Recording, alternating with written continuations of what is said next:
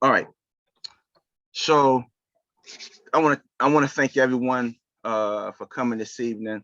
You're going to find out that this is really it's really pretty easy, and easy moving. You know, it's you're gonna see that it's really not difficult. So, but the one thing I do like to do, I like to move everything over um to my model. I don't want to have to flip back and forth. So let me just move this stuff. Let me just move this over right quick. All right.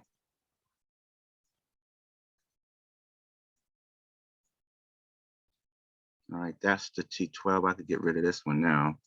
Close that out. And let me move over my rent roll right here. Move that over. Oops, but it's not there though, right here. So Daryl, what you're doing is you're combining all of the reports into your underwriting. Yep, because you're gonna have to send this over to JT, your property manager. JT, your property manager, and your loan officer. So instead you send them like three different files, just send them to one. They'll really appreciate it. And then just let them know that it's on the underwrite, it's on the model. Okay. So, and that's really, I'm telling you, that helps out a great deal. Oops, and there's one other thing I need to do. Give me 1 second, everyone, 1 second. And in the meantime, while I'm doing that, I just want to let everybody know that that Jim has the dates for the conference. It is July 13th and 14th. All right, July 13th and 14th. Make sure you get your tickets. Now you're good to go. We're gonna stay at the Western O'Hare. All right, so make sure you get everything. Okay, so now the only thing I did not convert over is the OM. And why is that, Daryl?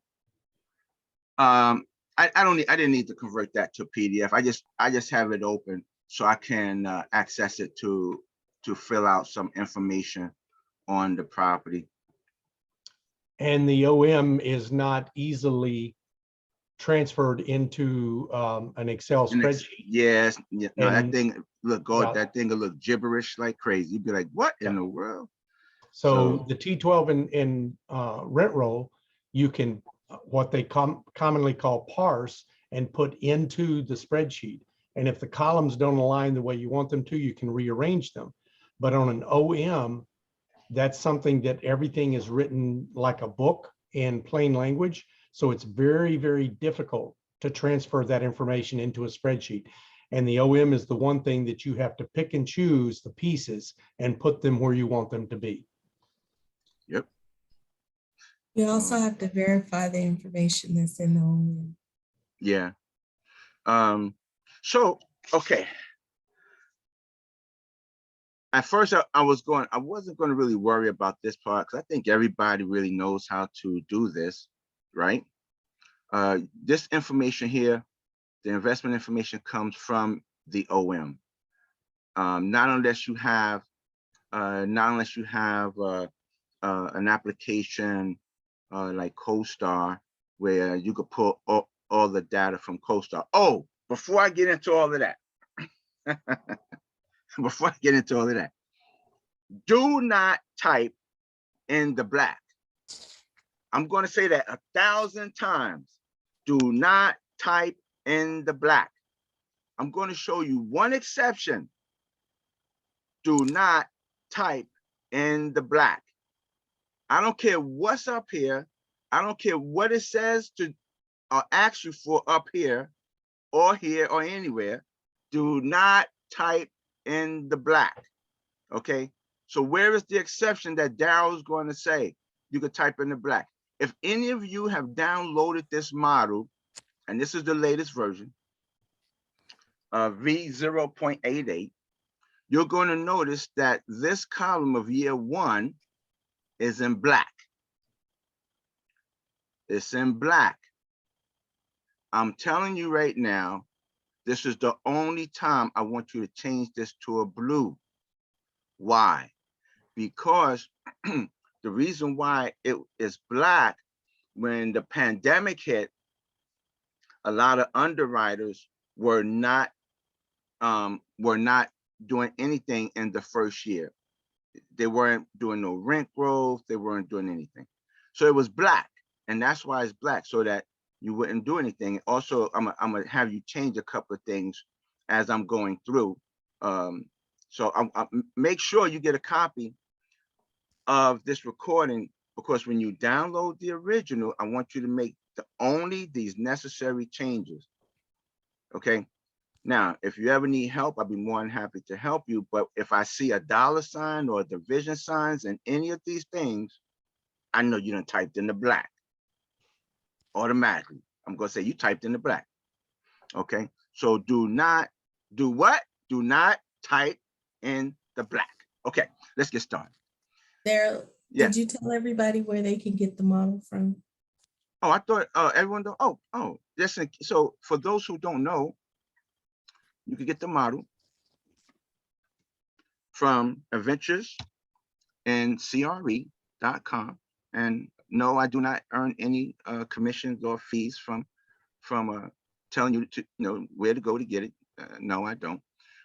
So, but you have to register, and once you register, hold on, I'll tell you. And also, let me show you what the model look like, because some people be downloading the wrong model, right? And I don't want you to download the wrong model.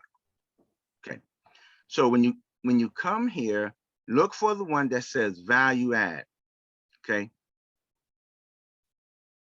And here it is, value add. Do not, see, if I show you, then you're going to do it. So I ain't going to do it. So this is it, value add apartments. The last update is January 2022. And I have been talking with him about certain things to add to the model. So you may see a new update by you registering. Oh, and how much does it cost? He does not charge for the model. It is a donation. He does not charge. It's just a donation of maybe $10 or whatever, and you have the model. And every time he updates it, he lets you know. Okay, you will be let known to do that. So if anyone have any questions, please post them inside the chat. However, I will not be answering questions until the end. Okay, because boy, I get rolling. I go into a rabbit hole real fast. All right. So let's go ahead and get started here. I'm gonna now Jennifer, you online, right? Yep, I'm here. And who property is this that I'm working with? That's Barbara's. That's one of hers. Okay, cool. So first thing, let me just go ahead and put in Pinewood. I'm just going to do the easy stuff. This is the easy stuff, everyone. Matter of fact, this whole thing is easy. I should not have said that this is the easy stuff. All right, the whole thing is easy. All right, is Miss Barbara here? I'm here. Okay, great. Miss Barbara, can you tell me what county this is in? You know what? I honestly don't know. I know it's South Hill. Oh, that's okay then. Don't worry. All right. So everyone, a lot of this information you could get off of the OM. So right here, right? So construction 1999, right? And they even gave us a purchase price, so we know what we're looking for, right? Of $49,392. All right, parking. Now I need to know parking, but since let me move this over here. All right, so parking. Come on, There we are. Daryl and Jim put the county in. Oh, okay. And what's the county? Mecklenburg County. Okay, Mecklenburg, is that what you said? Mecklen. Yes, Mecklenburg. Yeah, I And Daryl, apologize. and Daryl, how did you get this thing this find one of one thing to pop up? Control F. Oh, right here. Yeah, that thing. What is that? Where did it come from? Oh, this is the search, the search, the word search, because I wanted to know about the parking, how many parking spaces. So I didn't want to waste everybody's time, and you know how that is. I don't waste everybody's time and start trying to read like, oh boy, where's parking? So what I did, I just typed in parking and everything with parking, everything with How did parking you in it. get the find thing to pop up? Oh, right here with the little spyglass, the little magnifying glass right here. And if you click that little magnifying glass right here, see that? Look at it. It comes Okay, straight great. up. Thank you. Yeah. And Third grade level underwriting. Underwriting for dummies. And I'm a dummy. Mecklenburg County is also in North Carolina. Charlotte is Mecklenburg County.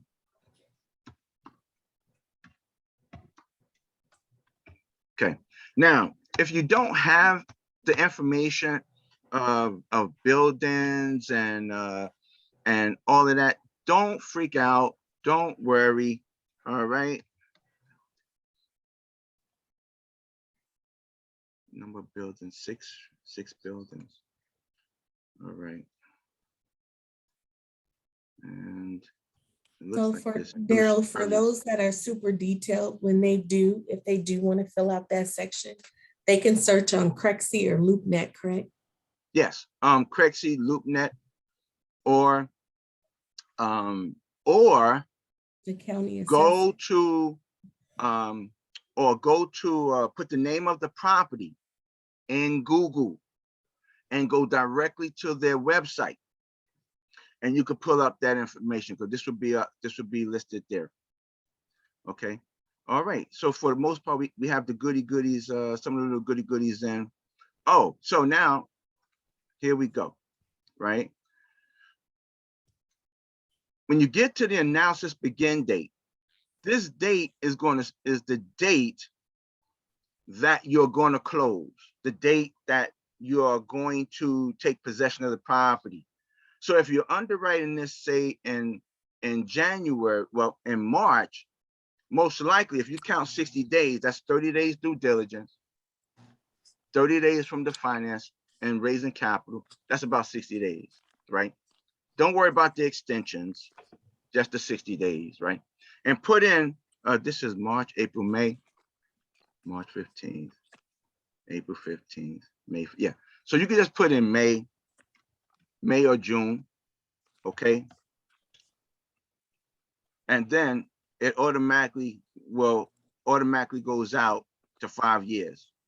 Okay, it'll go out to 5. Now, if it doesn't go Hey, Daryl? 5, yes, Could you click on that black? Because you said do not touch anything black. right. Don't type in the black. Now, But there's can you formulas show in us? There you go. So if you start Yeah. typing in the black, you see up there is a formula. And if you Yeah. start typing it in, you're going to ruin the formula. It's going to disappear and you'll never get it back. Correct. Okay, thank you. Now, also in this right here, in acres and GBA, where else? Okay, that's the only 2 spots. In acres and the GBA, just type the numbers in. We don't need you to type in the word acres. Just type in, you know, whatever the number is. Okay. If you type in 4.5 acres like that, see that? You get an error. You're going to get a value. So, and if you come to me and say, Darryl, I got a value here, whatever, I'm going to say, you typed in something wasn't posted. So let's go ahead and put that back. Okay. Also, over here, some people, now I'm going to tell you the truth. the first time it may happen to you. I'm gonna be honest with you. It may happen to you that you will type in one of the blacks because it'll say units, and you know this is 6. You say, wow, it's 100 units. Dow said don't type in the black. Don't worry, right? Just leave it. If you type in the black and put 100 units, did you see what happened? All the values come up. So don't type in the black, but don't worry. Your unit numbers will be populated here because why? It's going to pick it up from C120. That's why. Okay. So don't worry about that. And also, don't worry if you don't have the parking spaces or any of the information, don't panic. But also leave the 0 there. And don't let it look like this, because I guarantee you, if you leave it like that, you will forget about it. All right, out of sight, out of mind. All right, if you want to highlight it, make it if you want to highlight it to make it yellow to remind yourself that you have to come back to it, you could do that. All right, you could do that. All right, okay. Investment cash flow section. Okay. So this part right here, I do not touch at all. Do not touch this part at all. Now you can add items over here. And with this model, the beautiful thing about it is if you need to add extra fees from the purchase, the acquisition, right? And you need some more lines, and you are going to need more lines. I'm gonna tell you that. You can easily just add more lines. Or if you need to take a line away because you added one line too many, you can easily do that. Okay. Purchase price. Who remember how much the purchase price was? 2.9 million. Don't be shy. How much was the purchase price? 2.9. All right, 2.9. I'm sorry, Daryl. Also, can you double check? I didn't know we were going to use this one, but I was thinking it was 48 units. No, that's okay. Don't worry. 60. 48. So, am I wrong? Don't worry. Where did I see that purchase price? See what I didn't want. Here it is, right there, 2.9. Yeah. Yep, 2.9. 48 Okay. units, not 60. All right. Let me get back to here. Okay, so 2.9. Now, and what I have been showing everyone to do when I handle this model, I try to keep the formulas intact. All right. I try not to change the formulas. Now, you can write, you can overtype here. You can, but normally what I normally do, I just come up here to the bar. You see this bar right here? Right up here. See that formula right there? Okay. Well, if I need to change my closing cost, I could just change it. So if I want to make this a 3 or 2, I could do so, right? And it will populate. It will populate. Or if you want to type over it, you can. But normally, what I do, I will change. I will, like, sometimes I will. I always change it to a 4 if I have a bridge, or if it's a small unit. I'll change it to a 5, so that because of it being a bridge or whatever. But this is just one. I just wanted to show you that. Now, the reason why I'm going to ask you not to touch this right here is because if you change these numbers, I'm going to tell you, your whole thing is going to be messed up. You're not going to understand what happened, because your purchase price and your closing costs are paid on day 1. That's why it's called month 0. Day 1, you have to close, and you sign in all your documents. Everything is getting paid right there. That is not being that's not being prorated out or any of that. So if you change any of this here to like 2, and it's easy to forget, so don't worry. All right. If you do that, it's gonna mess up all your numbers at the bottom when it comes to your returns and stuff like that, because we all know that that's your purchase price is not going to be done that way. So 0, 0. Now the reason why that can easily the reason why it can easily be done by mistake is because look right up underneath is your hard cost and your soft cost. Okay, that's the reason why. And you may forget and just go ahead and change this. Now, this is where I'm gonna go into a little bit of a detail. When you get the model downloaded from the site, I want you to come over here because interior renovations is not going to say that. It's going to say renovation costs. This one is not going to be there at all. All right, it's going to be blank. So I need you to go ahead when you get this, just put interior renovation and then exterior renovation. And then now this number is going to be it. It's going to be a big number. And all you have to do is drag it down like that. Boom. And you will have your exterior renovation. Okay. Now I'm going to spend a couple of minutes up here. I'm going to spend a couple of minutes here because I want to show you some of the things in reference to how you can detail this thing out to where you could try to get as close as possible to that 2.9. Now, before I get into that, right here, you're going to initially just put in what your what the budget is, and I'm going to show you what I'm doing. Just put in like your numbers, what you think, how much you're going to spend. But of course, when you great send it over to the lender, when the lender asks you, only when they ask you to break down to itemize your list, that's when you're going to itemize your list, and you're going to start moving all of this down like that. Okay, and you're going to start putting in door, kitchen, stove, refrigerator, and you'll put in your totals here, and it'll be deducted. Now, if anyone happened to get lost, I want you to write down that question, and I'm gonna come back to it because there's some things I'm going to explain to you. The one thing I'm going to explain to you is right here, right? Where it says,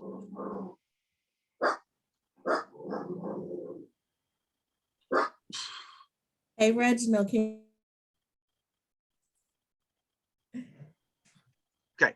so, Your dog likes you. so, Sorry, Bill. so right here is where you're going to tell the model when you're going to start your renovation for your interior and when you're going to start it for your exterior. Now, if you have a totally gut building, I mean, this sucker is gut, right? Nothing, no one lives there. Then your team may be ready to start renovating on day one, the day that you sign, right? But even then, you would put like a 1. Oops, that's my fault, because if you see I made an error there. You could put a 1, right? Now that means you're telling everyone we're going to start renovation on month 1. And then you're going to say, and we're going to end renovation on month 24 or month 36. All right. That's when we're going to end this. Okay. So what you cannot see, there's a drop down on each and every one of these. Okay. There's a drop down right here. And you see that drop down? That drop down mean that it got schedule, straight line, S curve, detail. And schedule, what does schedule mean? What does that exactly mean? When you leave it as schedule and you come over here, you look up here, you got a little formula. See that little formula right there? This is where, and this is where I'm going to advise you not to type right here in the blue, change the formula, change the number. So let's say you're doing all the units. You say, okay, I'm gonna make this $6,000 per unit, right? That's when you do that, right? What you gotta do now. So what does schedule mean, Daryl? Right? So right here, I'm going to take this out right there. You see this month right here, 23, and you see that it stopped here, right? But I have this set for 36. Why didn't it go all the way out to 36 when I have a 36 here? Why did it stop back there on 20 something? Because the schedule is connected to right here, right there. It's connected to your complete roll.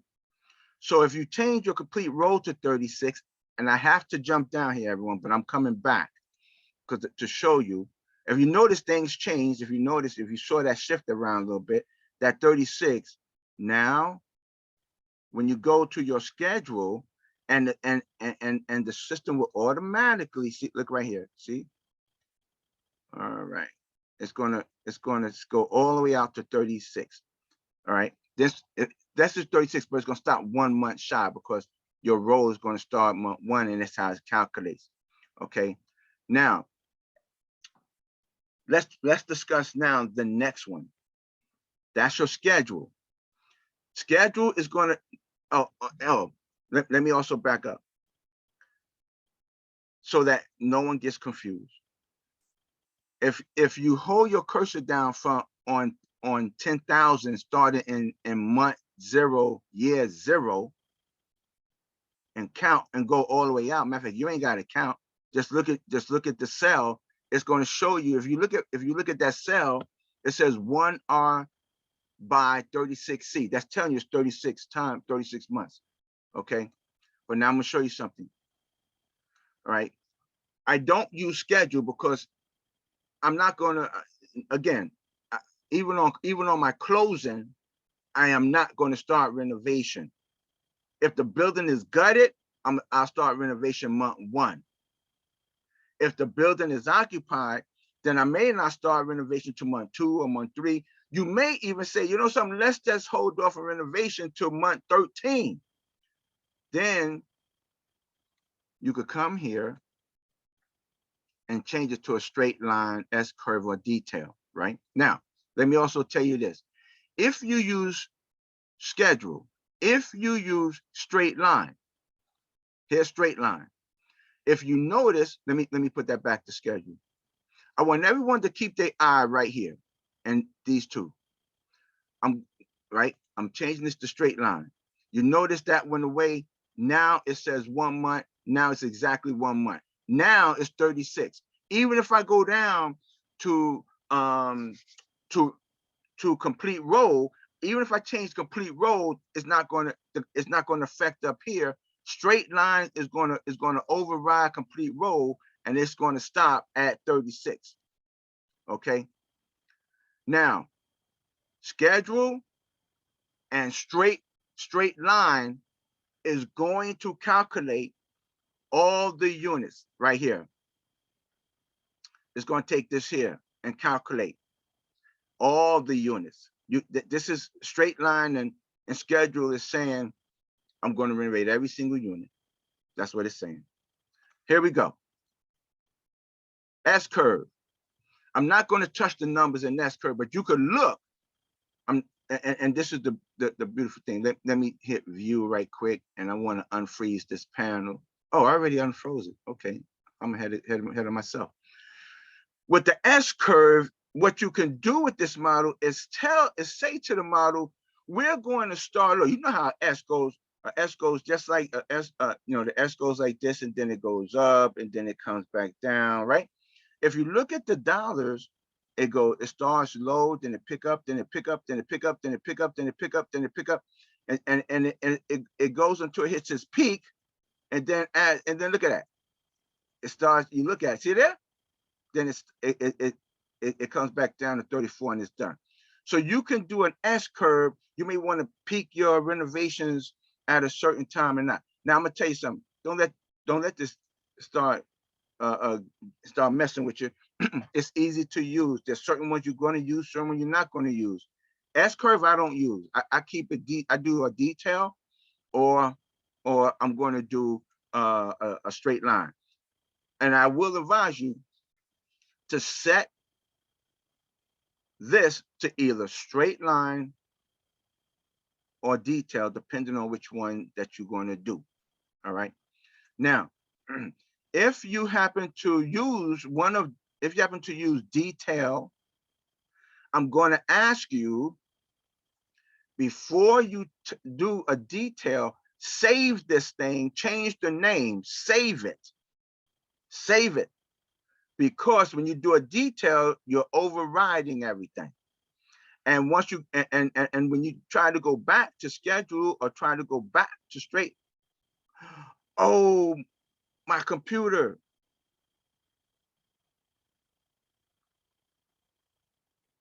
Everybody still there? Yes, we are. Yeah, we can hear. Oh, man. Hold on, I can't see nobody. My screen went totally black.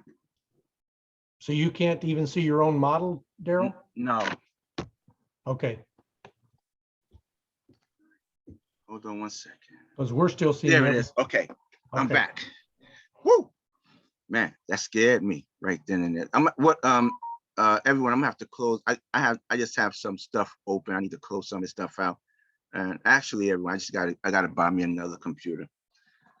Simply putting it, I took it to Best Buy, and the guy at Best Buy, he didn't want to tell me to buy one because I told him, look, man, is your job in computers? He said, yeah. I said, then what would you tell me? He said, well, I recommend I would buy another one. I said, yeah, okay, I get another one.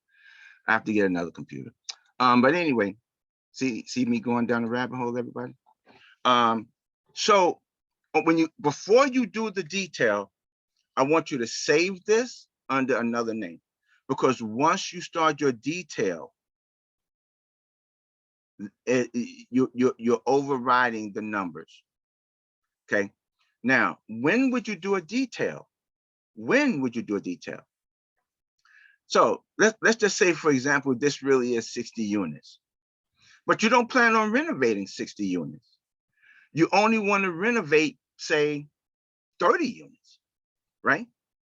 So then you would change this to detail, because now you're going to detail it out.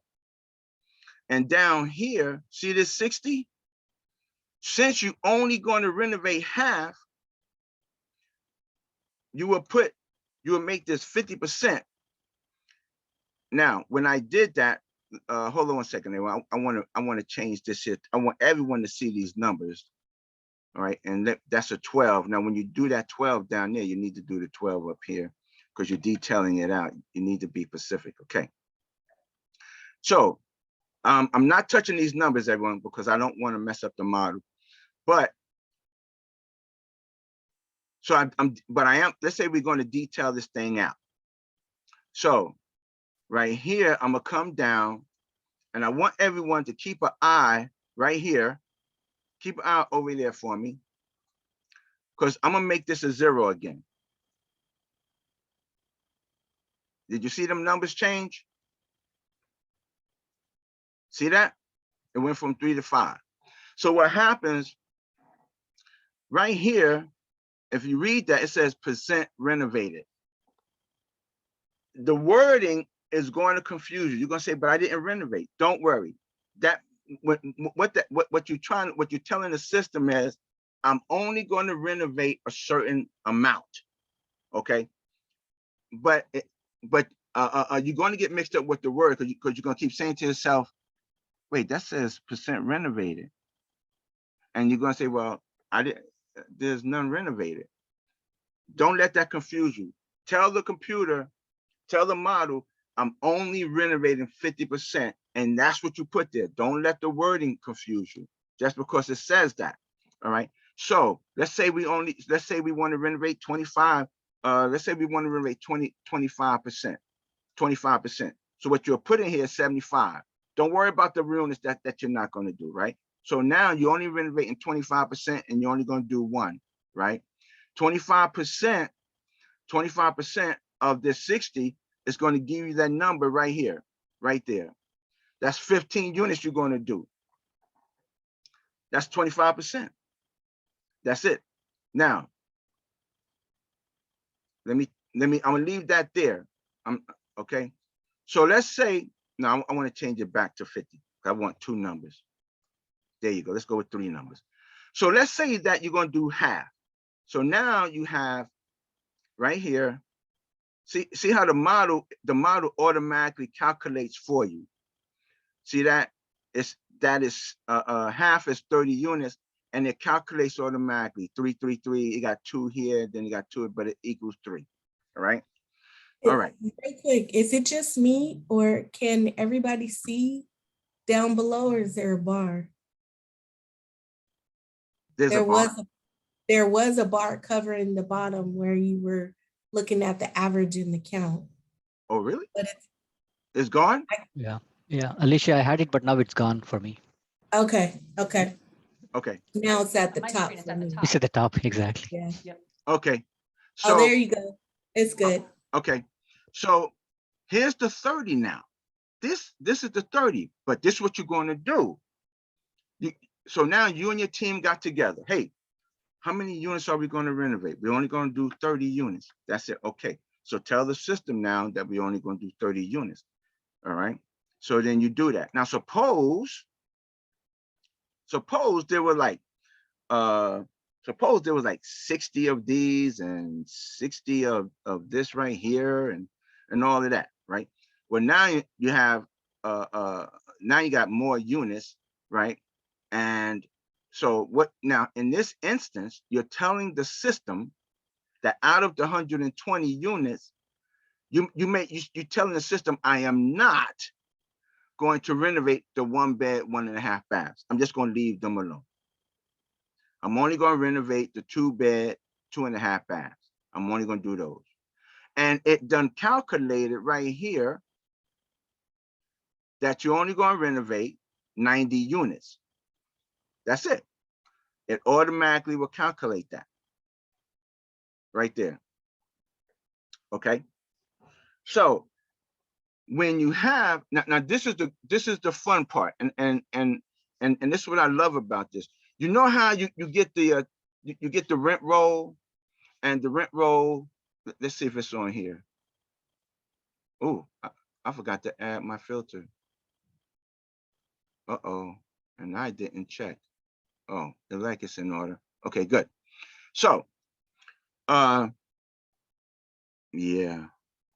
Okay, so let me put my filters up here. All right. Okay. Now, what I'm going to do, everyone, actually, I'm going to do something. Correct. Give me 1 minute. Actually, what I'm going to do, let me do this right here, and I want to do this right here, and I want to put my filter there. Give me 1 second, everyone. I'm gonna take this one here. I want to get rid of them blanks. All right. Let me see. Vacant. No, don't do that. I'm not going to do that.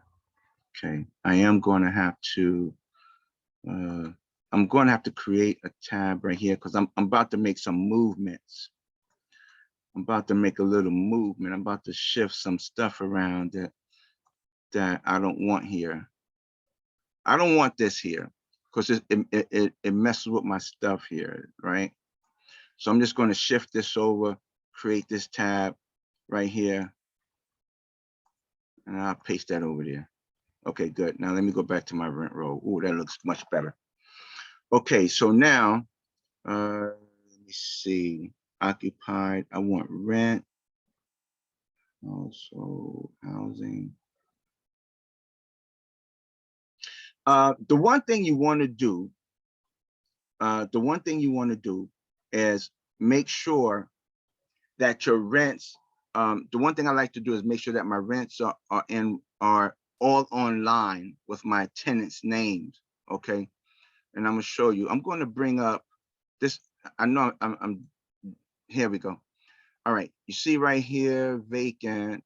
I want to move, I want to copy this here. I'm gonna put that there, here, here.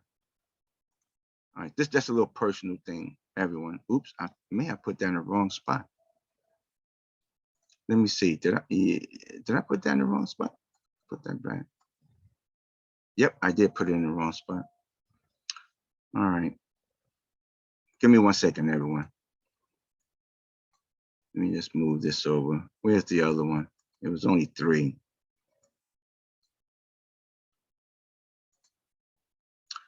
This is now in the event that you have to, this is what I call cleaning it up, right? Cleaning it up. All right, let me get rid of that. Sometimes when you convert from PDF to Excel, you have to clean it up. Sometimes it's not too bad. Okay. All right, just want to make sure everything else looks good, and it does. Everything else looks good. All right, so now, all right, let me make sure. You see these, there's some vacant. Man, I should have done this here. I'm going to be eliminating some of these lines. I'm not worrying about the last names being at the bottom. Okay. Okay. So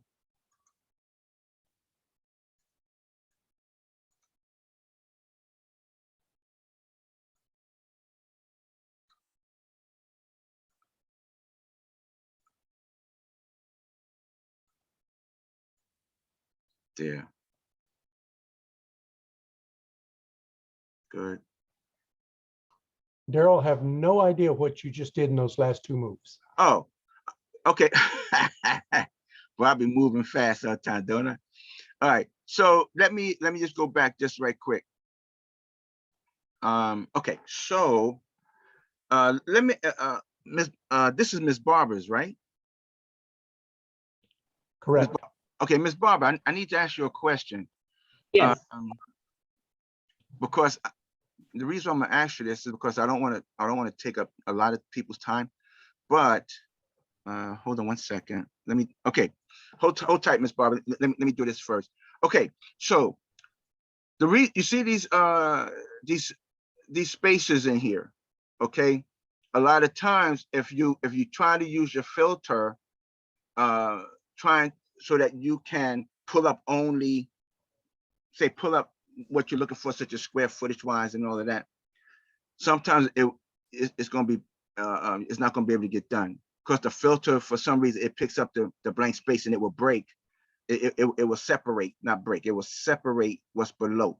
So in order to not have that, you will wind up doing something like this, right? Whereas you see how I have my filters up top, and what I'm going to do, I'm going to come right here. I'm going to come into where it says rent, and I'm going to click blanks. I only want my blanks. I don't want nothing else. And you see how just none but the blanks come up? At this time, I will delete all of the blanks. I don't need this. I don't need this. I don't need them names because I already have the original. If I need the first and last name. And normally we don't need the first and last name. But I will delete. I will come over here, hit down, delete the rows right here. Right click on the mouse, hit delete row, and it takes it right out. Boom, you're good to go. Now when you select all, everything is nice lined up right there. Now, this is the question that I'm going to ask Miss Barbara. I see doubles. Current. All right. So what I'm going to do, I'm going to count. I want to count this rent roll to make sure that we have a total sum of 48. How many units was this again, Miss Barbara? 48. Okay, good. So we got 48. We're good to go.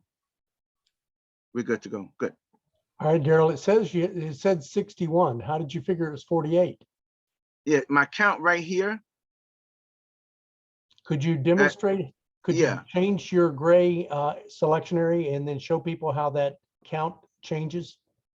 So can everybody see like the bottom of my screen Yes. where it's dark down here? Yes. Okay. So if you to make sure that you have all your units, just click on your first and drag straight down. Right? And then look at your count right here. And oops, let me move that. Go away. Okay. And if you look where it says count, that comes after average, you see it's a 48 count. Where is it? Down at the bottom. I can't put my cursor there because it's going to light up. It's going to open up things. But if you look at the lower, down below, you'll see where it says average, count, numerical count, minimum, maximum, and sum. Right? Let me see if it Yep. right there. You got it, Daryl. Right in Right that there. area. You got it. So, and that's how you will know that, that's how you know that you count, right? Now, one other thing I want to show you, everyone. When you're doing your, when you're working with your rent, you need your base rent. You need the base rent, okay? So if the base rent is $1,000, okay? But someone is only paying $25 and hold on a minute. You need your base rent because what you're trying to get the average is what is the average rent that's being paid, right? So let me see if I pull up only the hold on one second. I'm gonna pull up the 839s. See, I just pulled up all of the 839s. Okay, so what you're looking for is your base rents. Now there's right here. Oh, you know, so let me move my. I may have to move my filters, but and that's only because I may move my filters down. Yeah, let me move my filters down. I didn't do what I had to do. Where are my filters? Oops, sorry everyone. I forgot what my filters were. Okay, let's take that away. I want to move them all right here. And this is where I'm going to put my filters right here. So now I could definitely pull up my 839s, my 1124s. So, and this is the reason why, because now you're going to, when you get ready to start inputting this data into your model, you'll be able to, you'll have the total count of your 839s because you're going to need to know how many that is. And you're going to need, and the square footage. Okay. So let me jump back to the model. I just figured I'll clean it up while I was talking to you. So, all right. So now you and your team, you're going to, oh, hold on one second. I want to take that back out. That wasn't originally here. Okay. So you have 3 units per month. Now you may happen to say, the team may say, well, listen, let's remember now we're going to start our renovation in month 2. So make sure you, as you look here where it says roll to market, pre to post, right here, okay, you're going to start your renovation in month 2. Now, of course, not unless it is totally vacant, then you could do it in month 1. But other than that, month 2. Okay. When you do this here, I'm gonna show you another little secret after this. With this here, now you know you're doing 3 units per month from month 2 to month 12. You and your team now going to get together and going to say, well, how much do we want to spend per unit? So we say we want to spend 15,000 per unit. 5,000, excuse me, 5,000 per unit. God bless you. So what you do, remember, this now overrides the system. So when you do this, make sure you rename, before you start your detail, make sure you rename this model, because once you do this, it's not going to go back, not unless you hit undo, undo, undo, all of that. But I'm going to do it right now. So 5 times 3 is 15. We're going to put 15,000. The team and I have agreed to put $15,000 per unit. Okay. And we're going to once you get the total, I want to show you something. I'm going to leave that there, but I want you to look right here. You got an error. Why is there error? Because if you add up all of these 15,000 from month, hold on a minute. Change that back. I began my roll month 2 and I took it to month 12. So this must be a 2. Remember, when you're doing the detail, your beginning and your ending needs to match your beginning roll, complete roll. Okay, so we're going to do 5,000 per unit. Again, that's going to be 15,000. All right, now we're going to, now you just saw that error. I know everybody saw that error pop up there like, holy smoke, he got an error, right? But that's okay.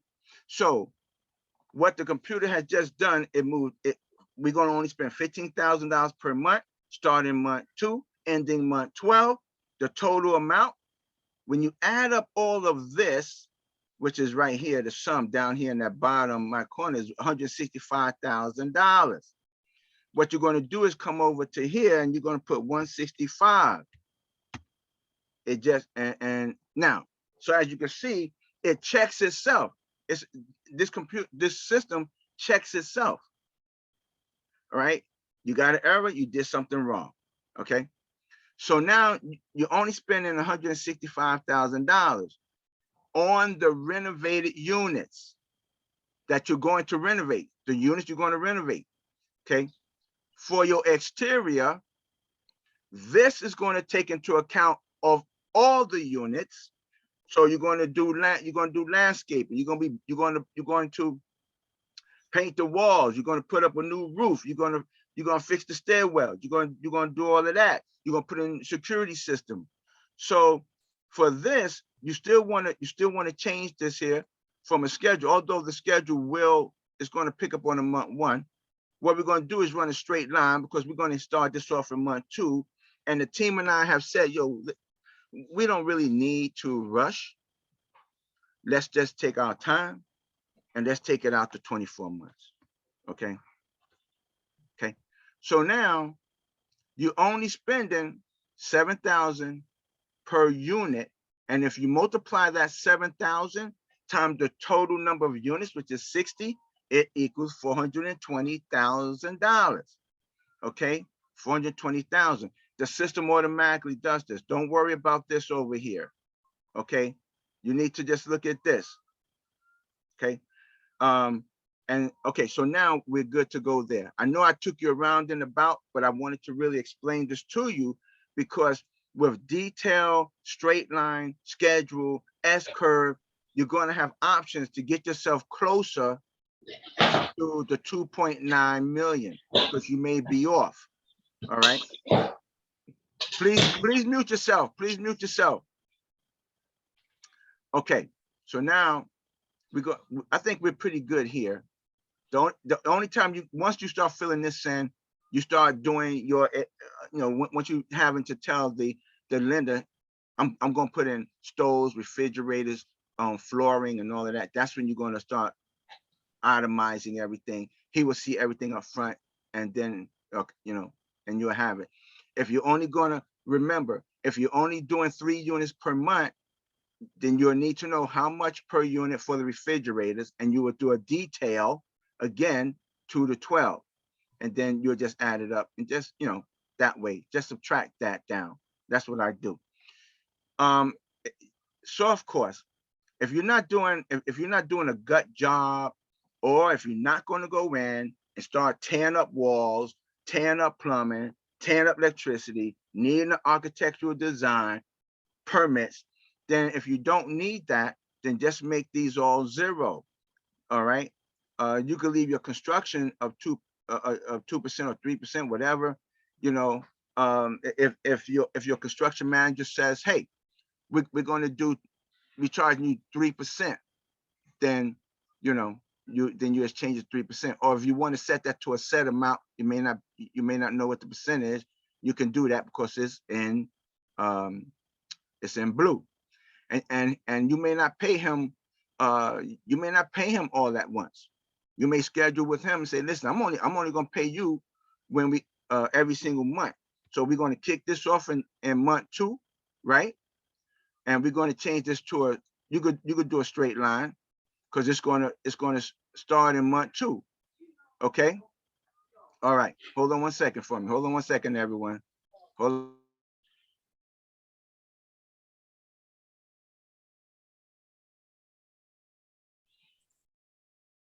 Does anyone have any questions until Daryl gets back? Okay.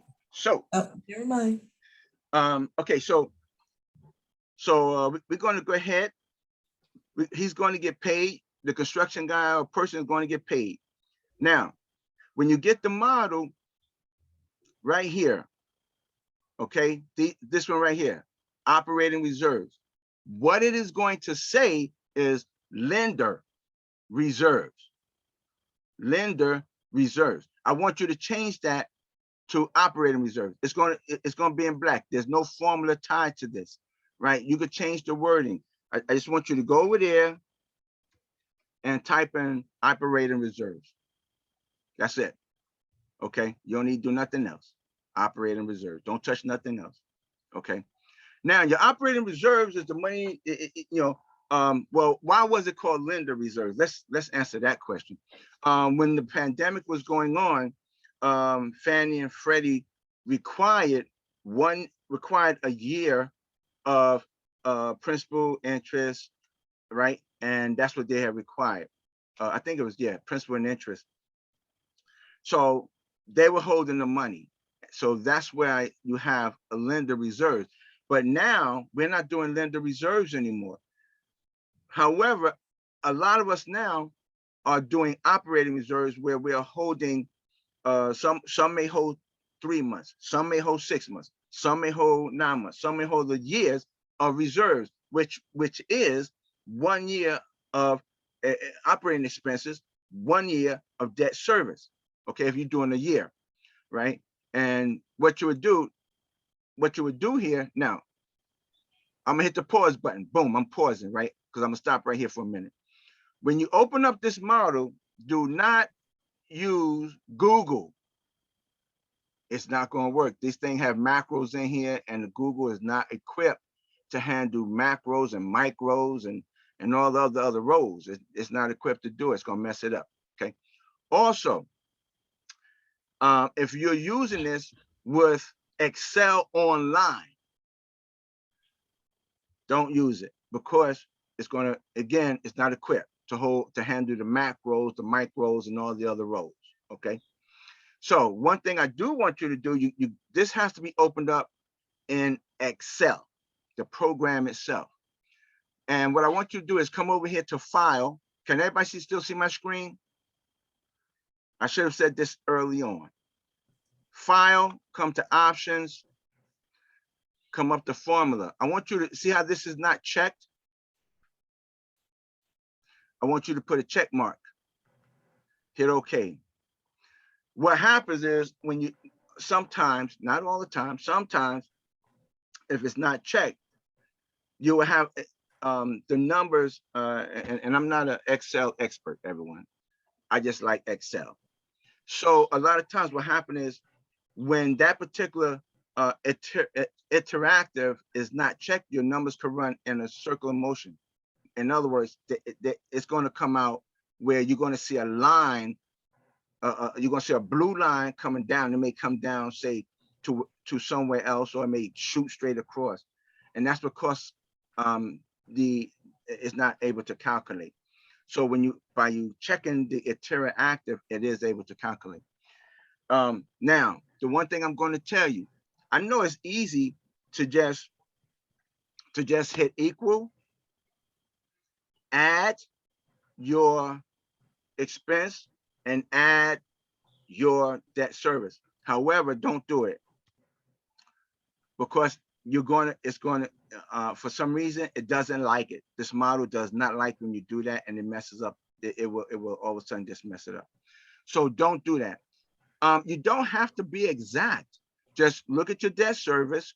All you gotta do is go down to your debt service right there, 94,000.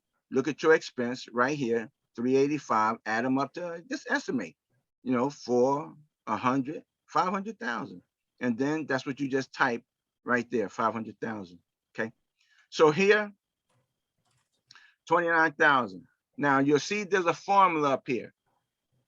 Majority of the lenders have a cost, and their cost is they usually charge 1%, 1% of the purchase price. And that's how they'll make their money right there. Now, if your lender charged 2%, then I would say go up here and just change it to a 2. And then it's 2%. Or you could override it and just type it in. Okay, you can do that. Okay. As you can see, everything else is just merely calculation. Don't type in the black, please. Please don't type in the black. Okay. Equitable shares right here. When I first started using this model, I was splitting this, right? I was doing stuff like this. That's what I was doing. Until Spencer Burton told me not to do that. He said, because the GPs are not raising, they're not bringing 346,000. They're going to raise the capital that needs to be done. You're doing a syndication, so you're going to raise the capital. So make that a 0. So I will get to show you where you will make your split. So don't worry, it's in here. All right. So now the funding order. The funding order number 1 is your senior. Senior is going to get paid first, no matter what. Senior gets paid first. If you have a junior, and if your junior is getting paid second, then you will put a number 2 here. Then you will pay your limited partners. It will be a 3. And don't worry about the last. Just make it a 4. You just leave it alone. It's not going to mess up anything, right? But since we don't have a junior, and we just have the LP equity, you will make that a 1, make this a 2. Oops, not that. Don't type the black. 2 right there. And don't worry about the rest. It's not going to mess up, nothing. Okay? It's not going to mess up nothing. Now, so that's your funding order. Remember, your senior debt is going to get paid first. You don't get paid first. The senior debt get paid first. Then number 2 is the LPs, okay, your passive investors. Okay, if you're doing a bridge, then you're going to have a 1% exit fee. Just put your 1% exit fee there. If you're not doing a bridge, leave it blank, right? Okay, so now you got your loan to cost, and you have your LT purchase price, right? So what is this here thing here, that LT purchase price?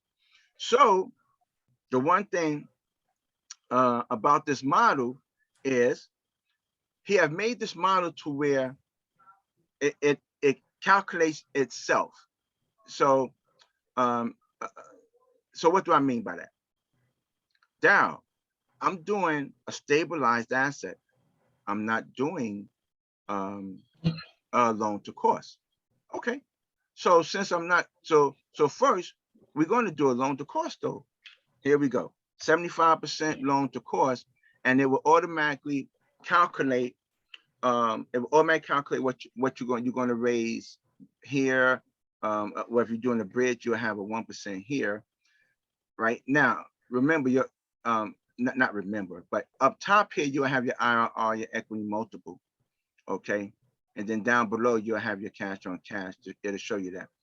But this is where you would put, for say if you're doing a value add, and you're also doing a value add and it's a 75, they may tell you 80%, or they may tell you 90%, then just go ahead and put it in like that. And it automatically calculates. As you can see, it's less money you have to raise. But if this is a stabilized asset, right? If this is a stabilized asset and you don't have to, and you raising everything, it's just a stabilized asset, you need a loan to value. What you will wind up doing is adjusting your LTC so that it will reflect your 75% right here. Okay. So Spencer says to do that because you're not going to do, you're doing a stabilized asset and you're going to get agency debt on it. Now, when you do that, of course, this here will increase because now you're raising more capital. And this is going to factor in that 25%. So I'm just going to, you could do it this way, like keep playing with this thing to make this 75, or you could do it the way I do it. And the way I do it is I come over here to data. And first thing I do is right here, I want this to be 75%. I come to data, what if, goal seek. Here, 75% by changing what cell, this one. Click it, hit OK. It automatically calculates 75.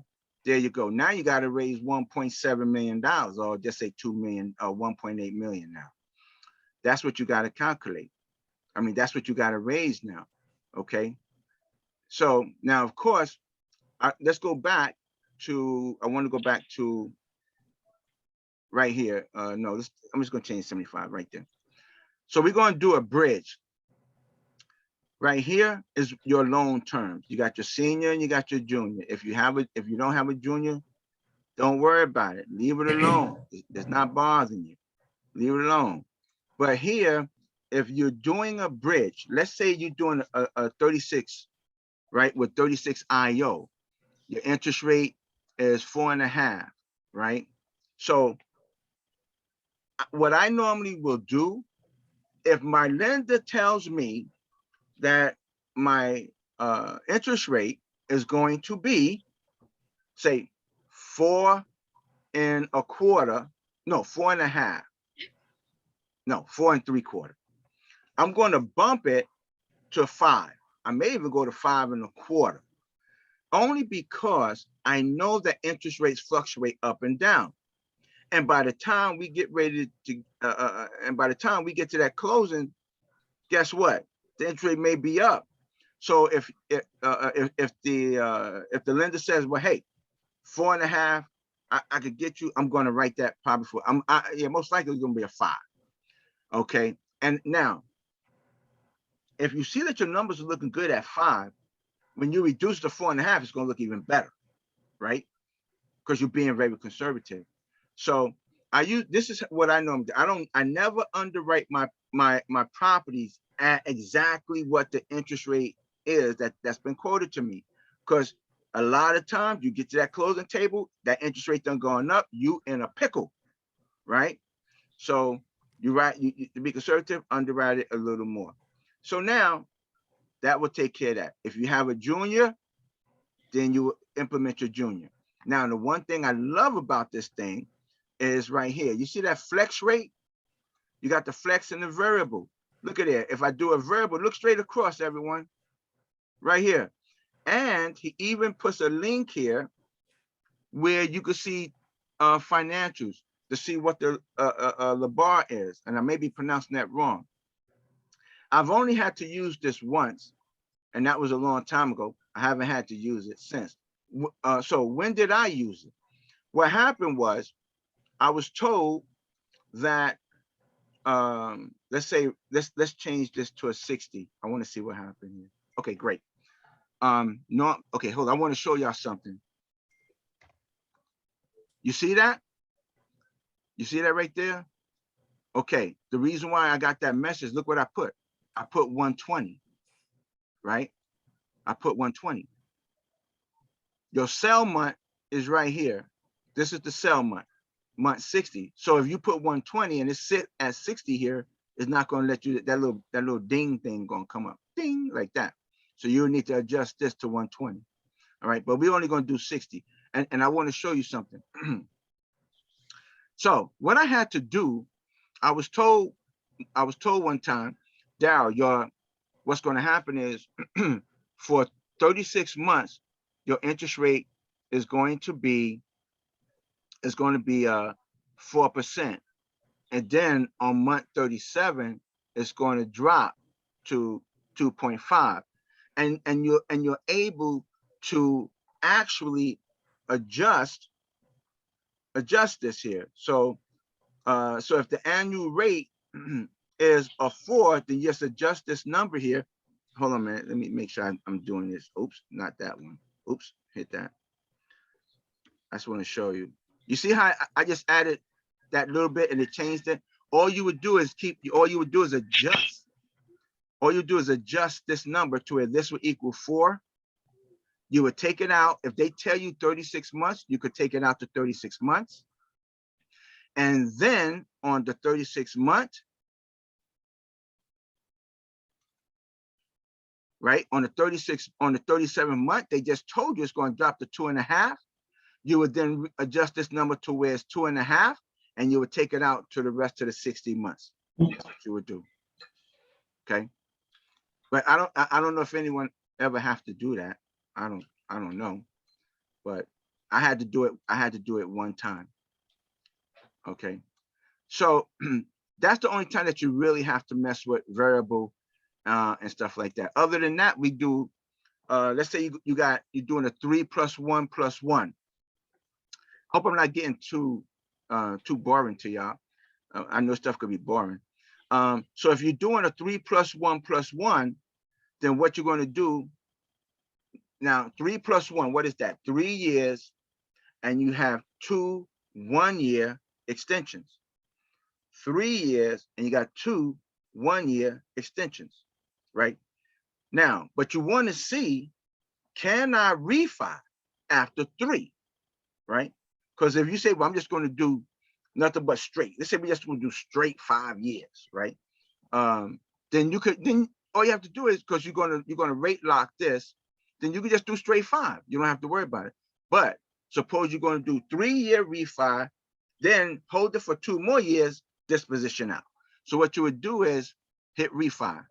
Now you see this red, that red line right here. What it's telling you is that you can't do that because of this. So what you're going to do, you're going to change this to 36, just like that. Now you see how it went away, and you see how you got 24 now.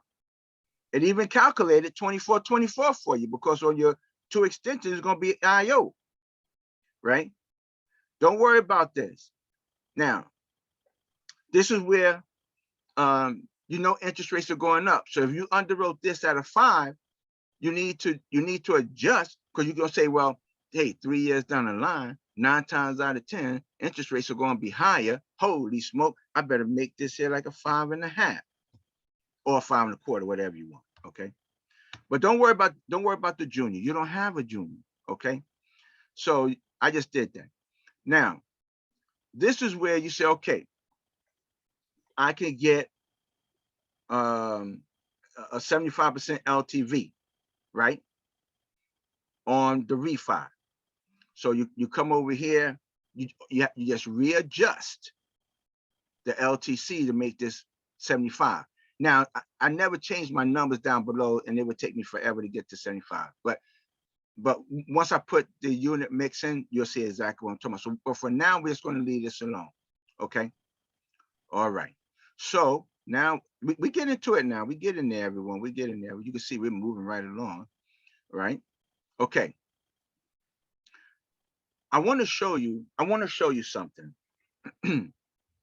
Right here, you see this here, you got 60 units coming at 1,100 square feet, 1925, and the rent 2214, right? What I want to do, actually what I'm going to do, we're going to put the unit mix in. All right. So here's your rent roll. We have to put our unit mix in. Okay. Now, before you do this, make sure you have your unit mix ready. Okay. Okay. Now, if you get something like this, where you don't know if this is, a lot of times people don't know what these codes are. No one knows what these codes are sometimes. I could tell you right now, this is a two bed, one bath.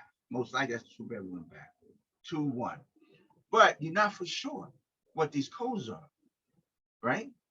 So right here, what we're going to do, we're going to go to the OM and see what does the OM say, right? We want the unit mix. Let me see if I could just go to the unit mix. I'm just going to put unit. We got 8. Let's see. Oh, fantastic. See that? Unit mix. So we have 16 2 bed, 1.5 baths. We have 32 3 bed, 2.5 baths. Square footage. But let's make sure. Let's make sure. So what we're going to do, we're going to come on back over here now. Oh, hold on 1 second. The 2 bed, 1.5 bath, I am going to put that in. I'm going to put that in right here. And I told you 2 bed, 1.5 bath. Didn't I tell you that? And it should be how many? We got 16, and it is exactly correct. So we're going to put 2 beds / 1.5 baths. Okay. Now, what I want you to do from here, just go to the corner. See this little, it's like a little notch. It's like a square right there. And see how when you go on it, it makes it into a little cross, a little plus sign. Just drag it straight down. That's what you got to do. There you go. 2 bed, 1.5 baths, right? So we got 16 2 bed, 1.5 baths. Now we're going to come up over here. And I'm just going to take this one right here. It doesn't have to be perfect. Well, in this case, yeah. 2 bed, 1.5 baths. We got 16 of those. What's the square footage on that? Let's go to the rent roll. Rent roll says 839. We're going to go ahead and put 839 right there. Okay. So now I'm going to take this out because we don't really need that. Okay. Now watch what happens when I take that out. Watch what happens. Boom. It clears it out for you. All right. Because the way this is made, one works off the other. There's formulas. There's formulas in there. Okay. So here we go. I need the average rent. I need the average base rent. Okay. So I'm going to come over here to where it says lease rent right there. And I'm going to highlight everything. However, you do not count zeros. Take that out. Now, how did I do that? Oh, well, let me show you one thing. Yeah. You don't want the zeros.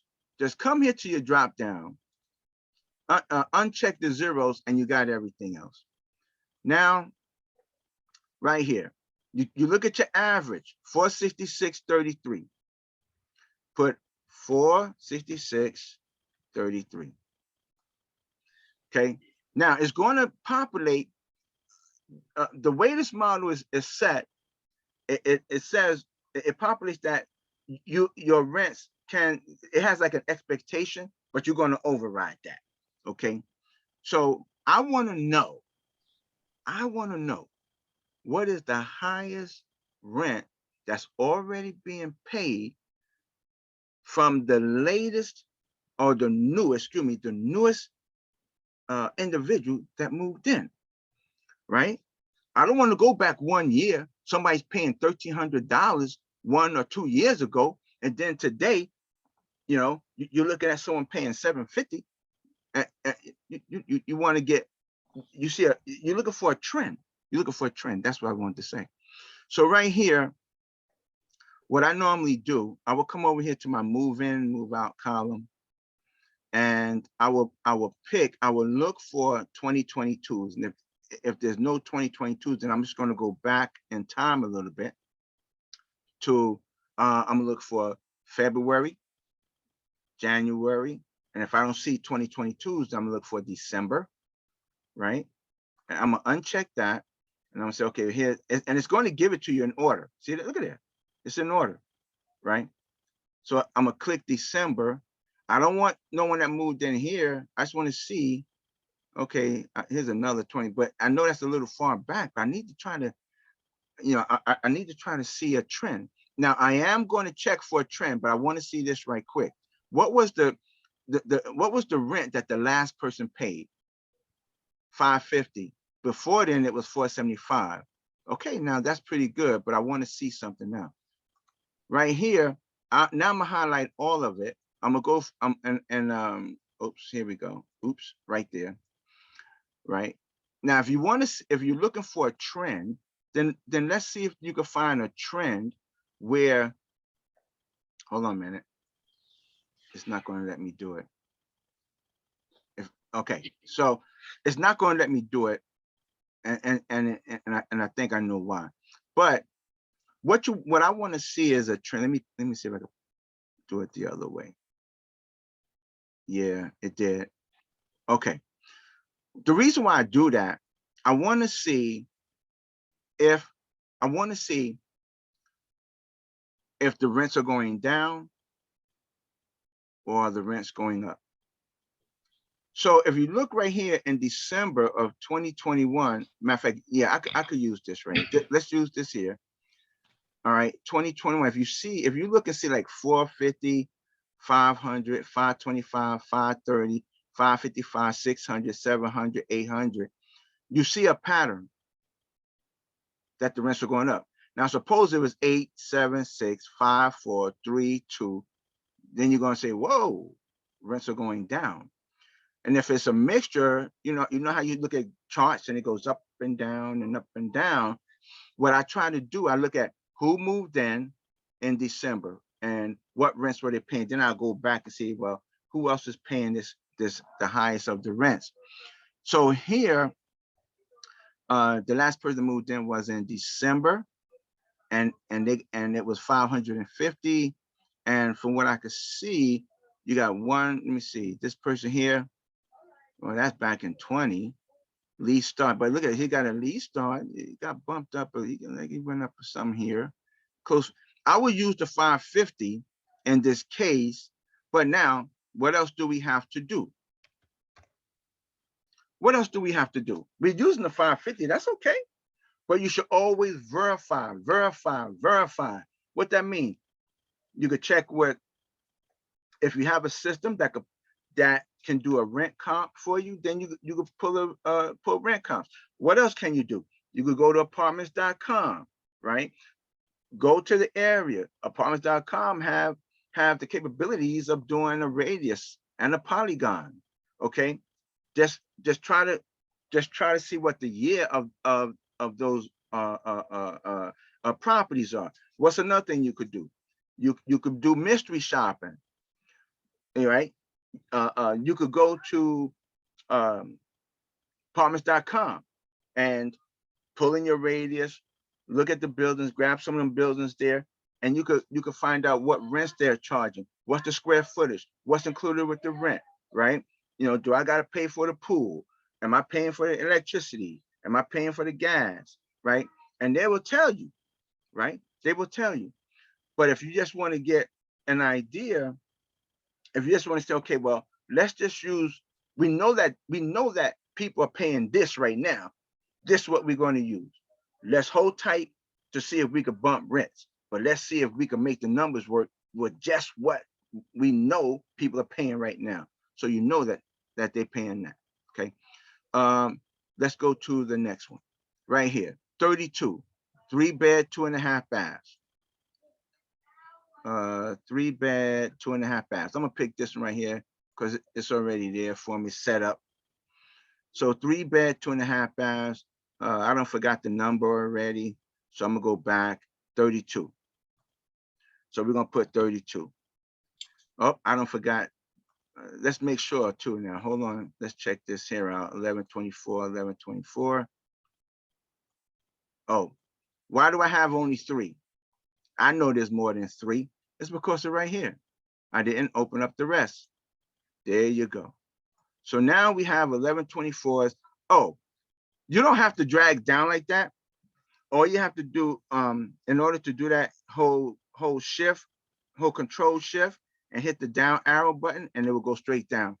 Right now, that's a total of 32, and I do believe that's what it said right here. 32. See that? Boom, right there. So what we're going to do now, we're going to put 32. Oh, we already have that there. Oh, I was looking for the square footage. 1124. So here we go. 1124. Okay. Now we're going to come back over here. All right. We just want the average base rent. Okay. Again, let's take out the zeros. And again, Control Shift down. It takes it, it gives you the average right at the very bottom, 556. You know, you don't have to say 556.47, just 556, right? And then over here, it's going now. I know it populated, but you're going to override it because you want to know what is the highest you could get. Now you have a whole bunch of people here. How many moved in 2022? Look like you don't have people moved in 2022. So we're gonna, let me see if I can pick some December 2021s. Wow, you don't see too many 2021s. That's March. Holy smoke, what people do not want to move in. Let's try 2020. Now let me see. Let's go by the rents. Lease stars. Okay, so lease stars. I know we're gonna have some of them. Oh, here we go. 20. Oops. We're going, in this case, we're going, because that over there wasn't having anyone. Let me see. 2022 right here.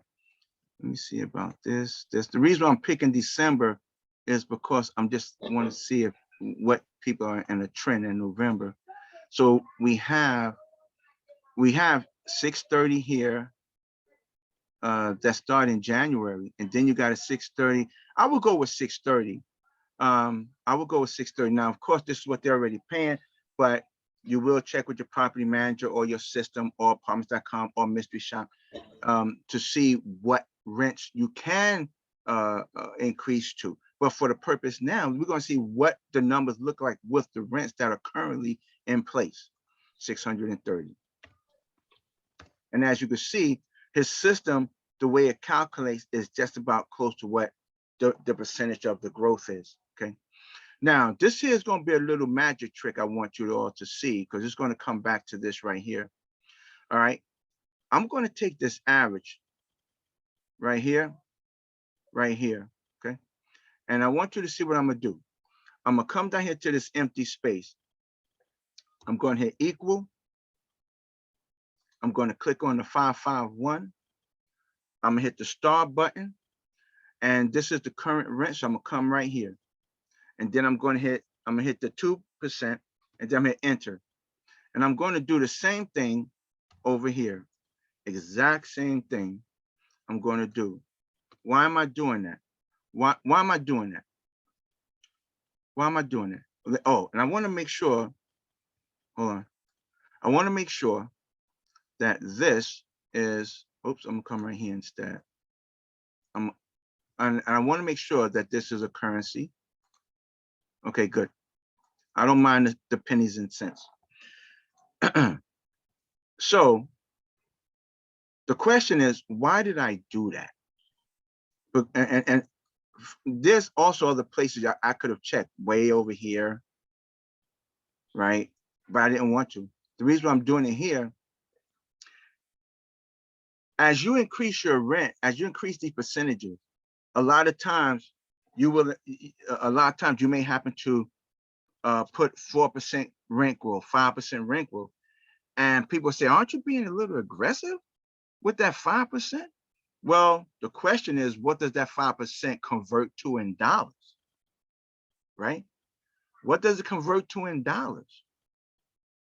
That's what the question is, right? So what do I mean by that? I'll show you.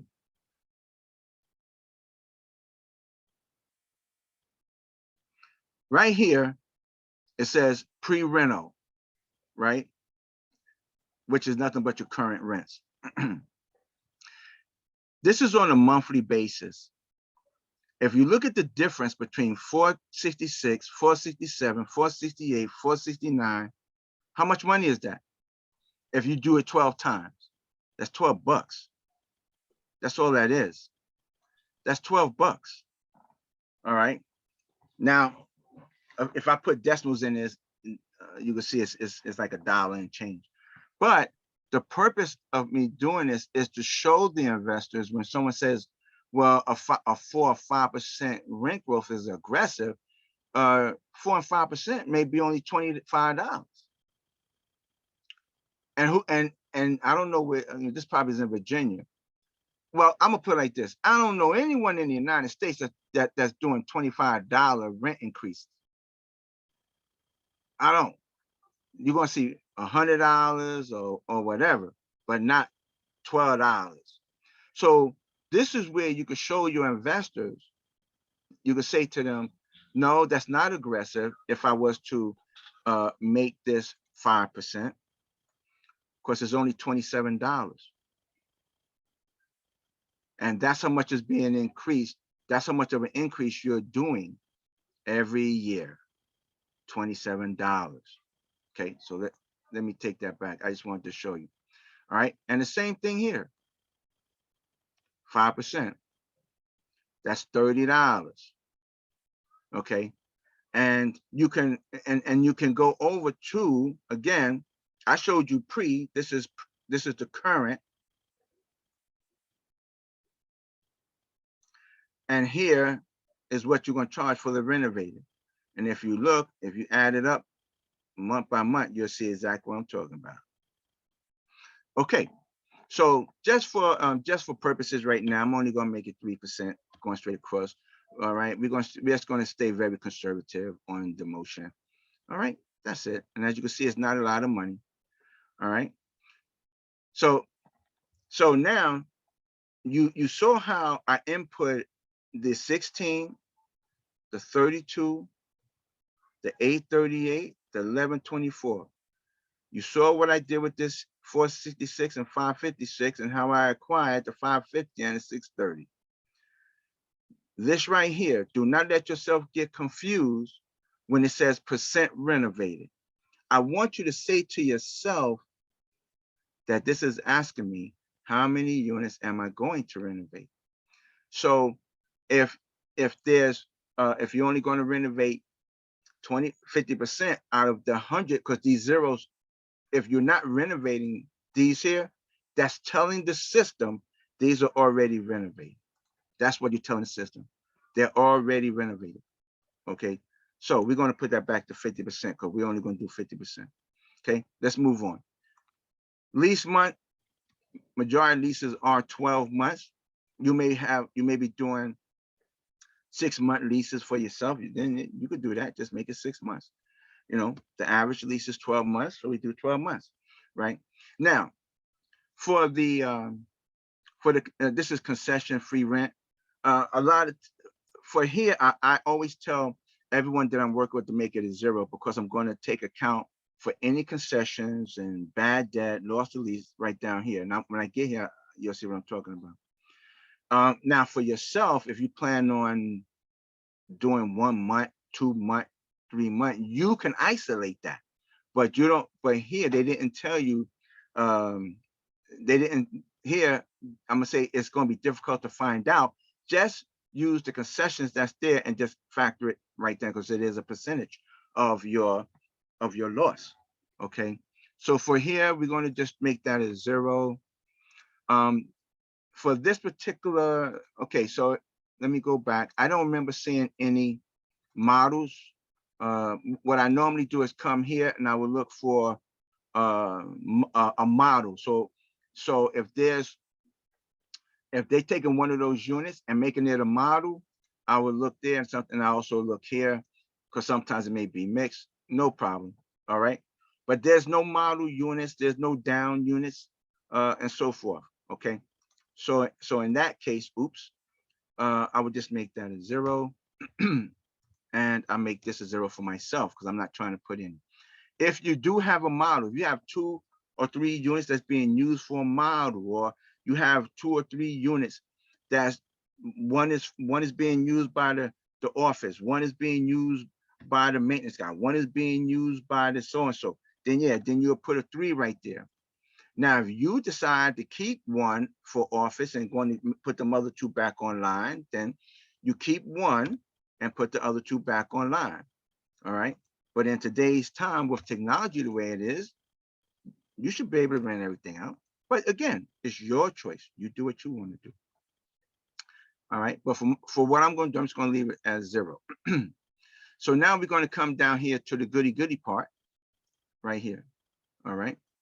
Now, this is where each individual underwrites differently. Everyone, no two people going to underwrite exactly the same. You may have your philosophy. I may have my philosophy, right, on the way we underwrite things. Now, the one thing I am going to do, I'm going to take a look at this T12 and see if there's rubs. I do want to know if there's rubs, right? So I'm going to take a look and see if there's any rubs. And there's something else I'm going to do too, but I will tell you in a minute. All right, I don't see any rubs. Anybody see rubs? I don't see rubs. Just want to make sure. No, I don't see any rubs. So in that case, rubs will become 0. Now, you do not have to itemize everything now unless you want to, but there may be a few things that you would like to separate out. So the one thing that you may want to separate out, and that's your choice, will be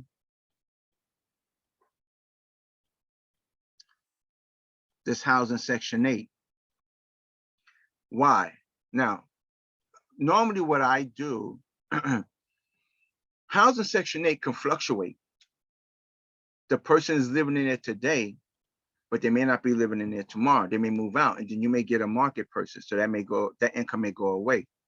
So normally what I do, I usually shift that down to, I will show it separately on the underwrite if there's a section 8. So let's say down here, I may just say section 8. Okay. Now, again, section 8, you don't really have control over the rent. Section 8 is going to tell you the max that they could pay. Okay. And then they're going to kick in the rest. But, and there may be a time where that particular state or city may not be doing very well. So they may wind up having to cut back. Yeah, you're going to be affected. Yes, you are. Okay. Or the person may just move out and you may get a person that's going to pay market. Okay. So in that case, that's the reason why I will put it down there, because suppose out of 100 units, let's say 10 of them are section 8, half of them leave, and then you get market people. Now your income just went up, okay, because now you're going to charge market rent. So right here, it tells you the formula to use to calculate your other income. Right here, it's telling you to take the total amount divided by the total number of units divided by 12 months. That's what it's telling you to do. So in this case, I'm going to show you what I do.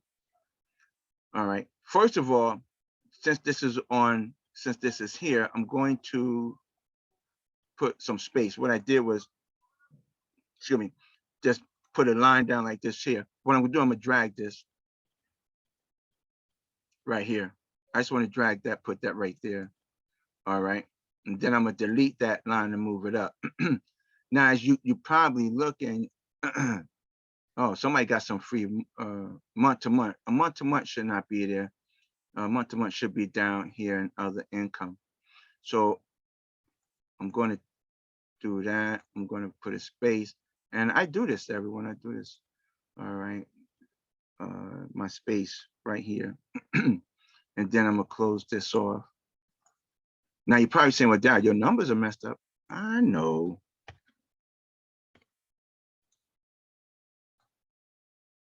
There you go. So what did I do? I hit Alt equal. That's what I did. Then I hit Tab, or you can hit Enter. Okay. And then just drag it. Take it here. Look for that little blue box right there and drag it straight across. Okay. So that's been changed. You moved a few things around down here, and you got to count for that, right? Because if you add this up, your other income comes up to 567.84, but it should be, oh wait, oh yeah, that's because where your month to month is wrong. But you do have a positive here and a negative here. So if you was to add this up, it's off. That number is off. So all you got to do is just what I did before. Alt equal. There you go. It adds up everything. Hit tab. There you go. Now just drag this straight across. There you go. Okay. Also, your total other income. Yep, that's that. So your total income should still, this here, your total income here should still be the same because you didn't delete no numbers. All you did was just shift the numbers around. Okay, so let me show you how you're going to factor in this section 8 for here and here. Excuse me, I'm just clicking around. Actually, the reason why I clicked around because I forgot what the total count was. 48. Okay. Okay, so here we go. So for my section 8, what you're going to do, I need to break this down by month. So I'm going to hit I'm going to put equal, and then I'm going to click on the total amount for section 8, hit divide that by the 48 units, and you're going to divide that by the 12, and then you hit enter, and you got $16. $16. There you go. Now, and here, what I normally would do is just bring it over. I don't usually try to play. I don't usually try to play future fortune teller. You know, I will let it stay. But as if you get this property under contract, you definitely will want to keep an eye on that section 8, because if it, while you're in your due diligence, if it goes up or goes down, it's going to affect your numbers. All right. So right here, I'm just going to put 16 just to, I'm just going to carry it over. Okay, so here we go. So we took care of that. That's taken care of, right? What I'm also looking for, now there is one thing that I'm not looking for, and I'll tell you why. Oops. Let me put a space here. All right, so we have some other income. You see right here, everyone? Application fee, vending, revenue. See, this stuff needs to be down here. Okay, so what I'm going to do, not there, right here, these things right here, I only want this. And I'm going to bring it down right here.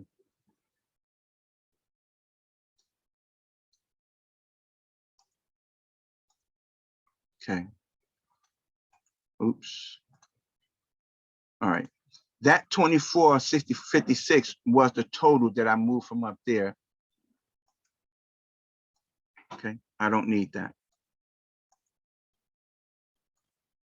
All right. And let's get rid of these two, make it look nice and clean. Now, if you recall, how I, oops, hold on a minute. Take this space out right here. All right, because this here is all the other income. All right, let's just make sure I didn't. Okay, section 8 is there. Late fees, application fees, vendors. Okay, so now at this point of the juncture, what you're looking at, this is your other income. Some of this is not. This is not a lot. The 725. If it was a big amount, and this way you have to. This way you have to use, your intuition. You got to look at, late fees. Let's say $10,000 or $11,000. Do you think you're really going to make 11,000? Your mission should be to reduce them late fees, right? To have people paying on time. When you see big late fees, that should be a hint. Is there a problem that's coming or so forth? And you start to see big late fees, okay? I do see something else, but this is where you have to play forensic scientist. So the late fees are not that bad. You're going to have late fees. That's just part of owning an apartment, but you just want to see the amounts of these late fees. I am not going to remove this. I'm gonna let that stay. I don't think it's unreasonable, and I don't think it's a lot. All right. Application fees. I see that application fees are low, 129.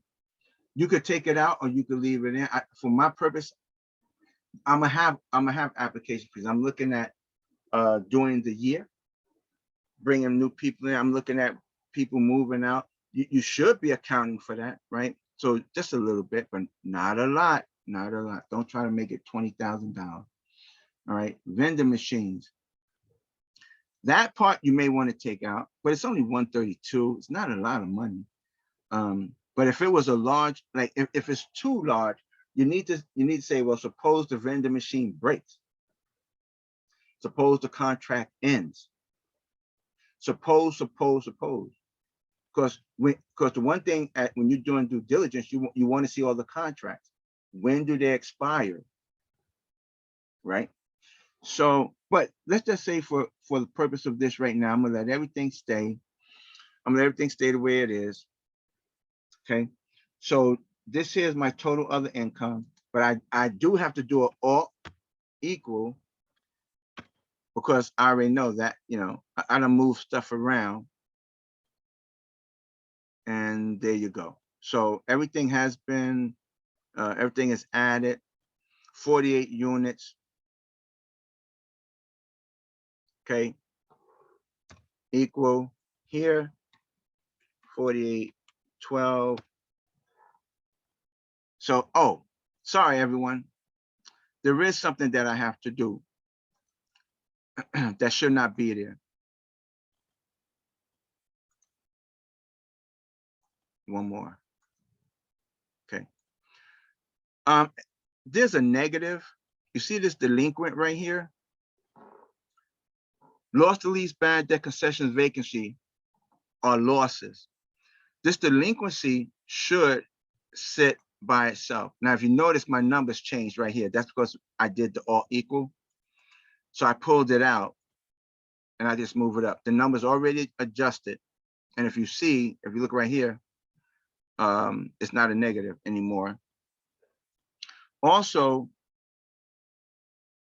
hold on one second. I see something else. Rent adjusted chargebacks. What I'm going to have to do here, I am going to have to type that in right here. So give me 1 second.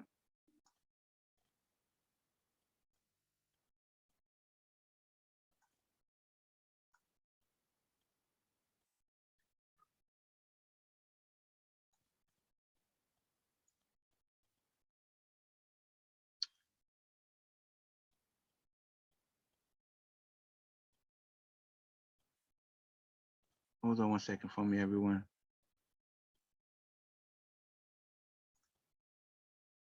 Right there.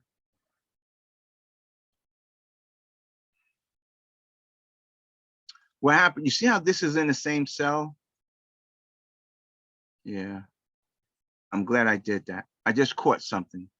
So what I'm going to do, I'm going to mimic up top. I am going to mimic rent adjust cash right there. And I'm just going to drag it because I just realized. Let me drag it again to here. This one here, I'm gonna put negative 10. Okay, and then here I'm gonna put negative 151. And then this is 0. I can just drag it.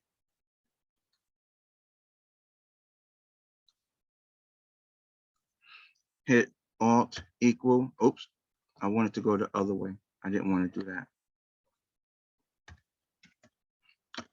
All right, sum, and let's just add up all of this right here. It equal. No, that's wrong.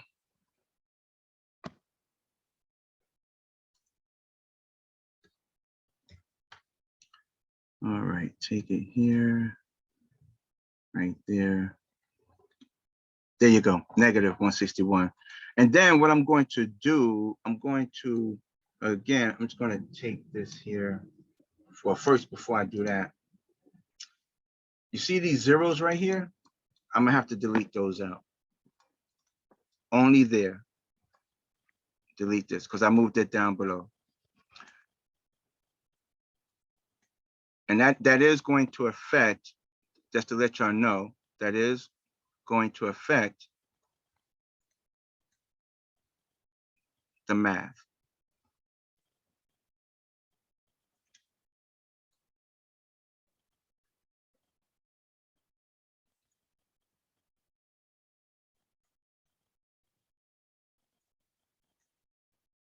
Excel, the reason why Excel is not going to count right there. There you go. Good. So now we're good. Okay. I just need to take out right here. I'm just going to type it because it like it was messing up. Oops, 5, 6. And we're just going to put rent slash adjustment colon cash overage. All right. I'm just going to delete that. There you go. So now, all right, good to go. So now what you have here, this is a, man, this was a delinquent. It was, hold on a minute.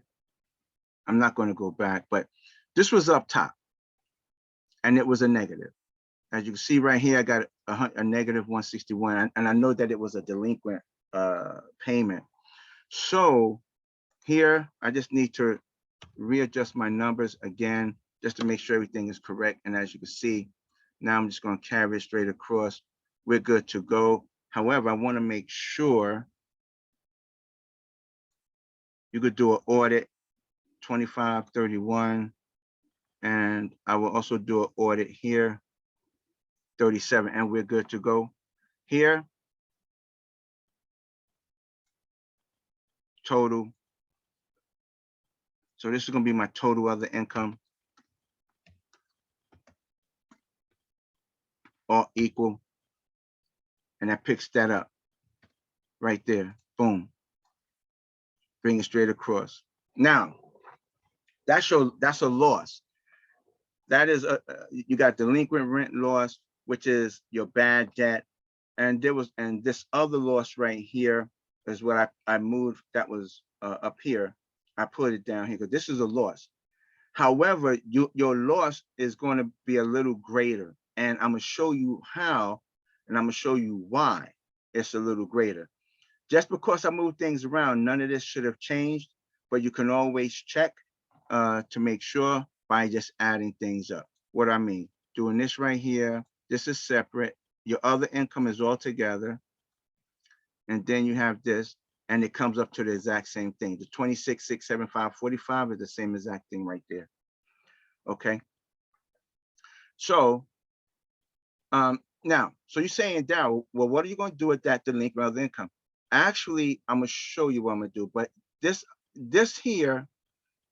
number here is what's going to dictate, showing you that that there's a loss, that you have a loss. This number here, but I will show you in 1 minute.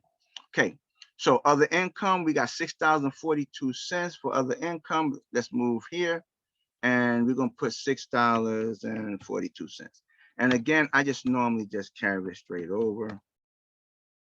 All right, I didn't see parking. Now, when you get your model, there's gonna be numbers in it. Those are just default numbers. That's all it is. Okay. All right, I didn't forget about the bad debt yet. I didn't forget, but I am going to do something right here. Your credit loss, and it says, for example, bad debt. Well, it is bad debt.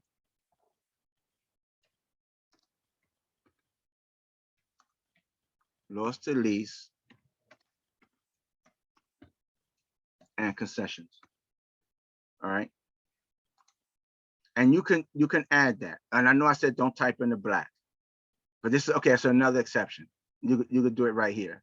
But other than that, don't type in the black. Okay. So now, to show you that you have a loss, right? This number, that 288,072,61 is going to account for your loss right here. So when you take over the property, as it was explained to me, when you take over the property in day one, there's no way you're gonna hit 305,000 on day one. It's not happening. So you have to make your adjustment here to reflect your loss. Excuse me. To reflect the right here. Okay. So how do you do that? Well, Darryl, how am I going to make that adjustment? Just by either decreasing or increasing this 1%. But that's going to take you forever. And I don't want you to take forever. I want you to do it quickly. So we're going to go to the what if again. And right here, I'm going to put the 288,072.61, which I don't have to put the 61, just make it a 3. And then I'm going to click right here. There you go. You have a 6.41% on the loss side. And that has adjusted straight across. What is your goal though? And now I'm gonna jump back up to the general vacancy. So let's see, what is your vacancy rate? Okay, in this instance, I will use my rent roll to see, oops, and I know I have vacant, I think it was only 3. Oh, you don't have to scroll to look for vacant. All you gotta do is type vacant right there. Oh, nothing. I know there's some vacancy. Oh, no wonder. Because I didn't have that. So now I'm bringing in, see how I got my vacants? Okay, so now just type in vacant. There you go. I only have 2. So 2 divided by 48 gives me my percentage sign. And how much is that? Someone help me out, because I'm not good in math.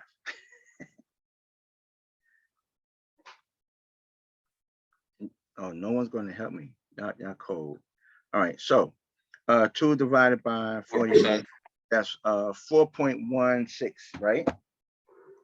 Thank you. Thank you. All right, so we're just going to make this a 4.16. And as you can see, this just stays 5. Now, so here's a little education. Okay, you are at 4.16. Should you, for your underwrite, should you let your underwrite be 4.16? 5. Or should it be 5? Say it again. 5. It should be 5.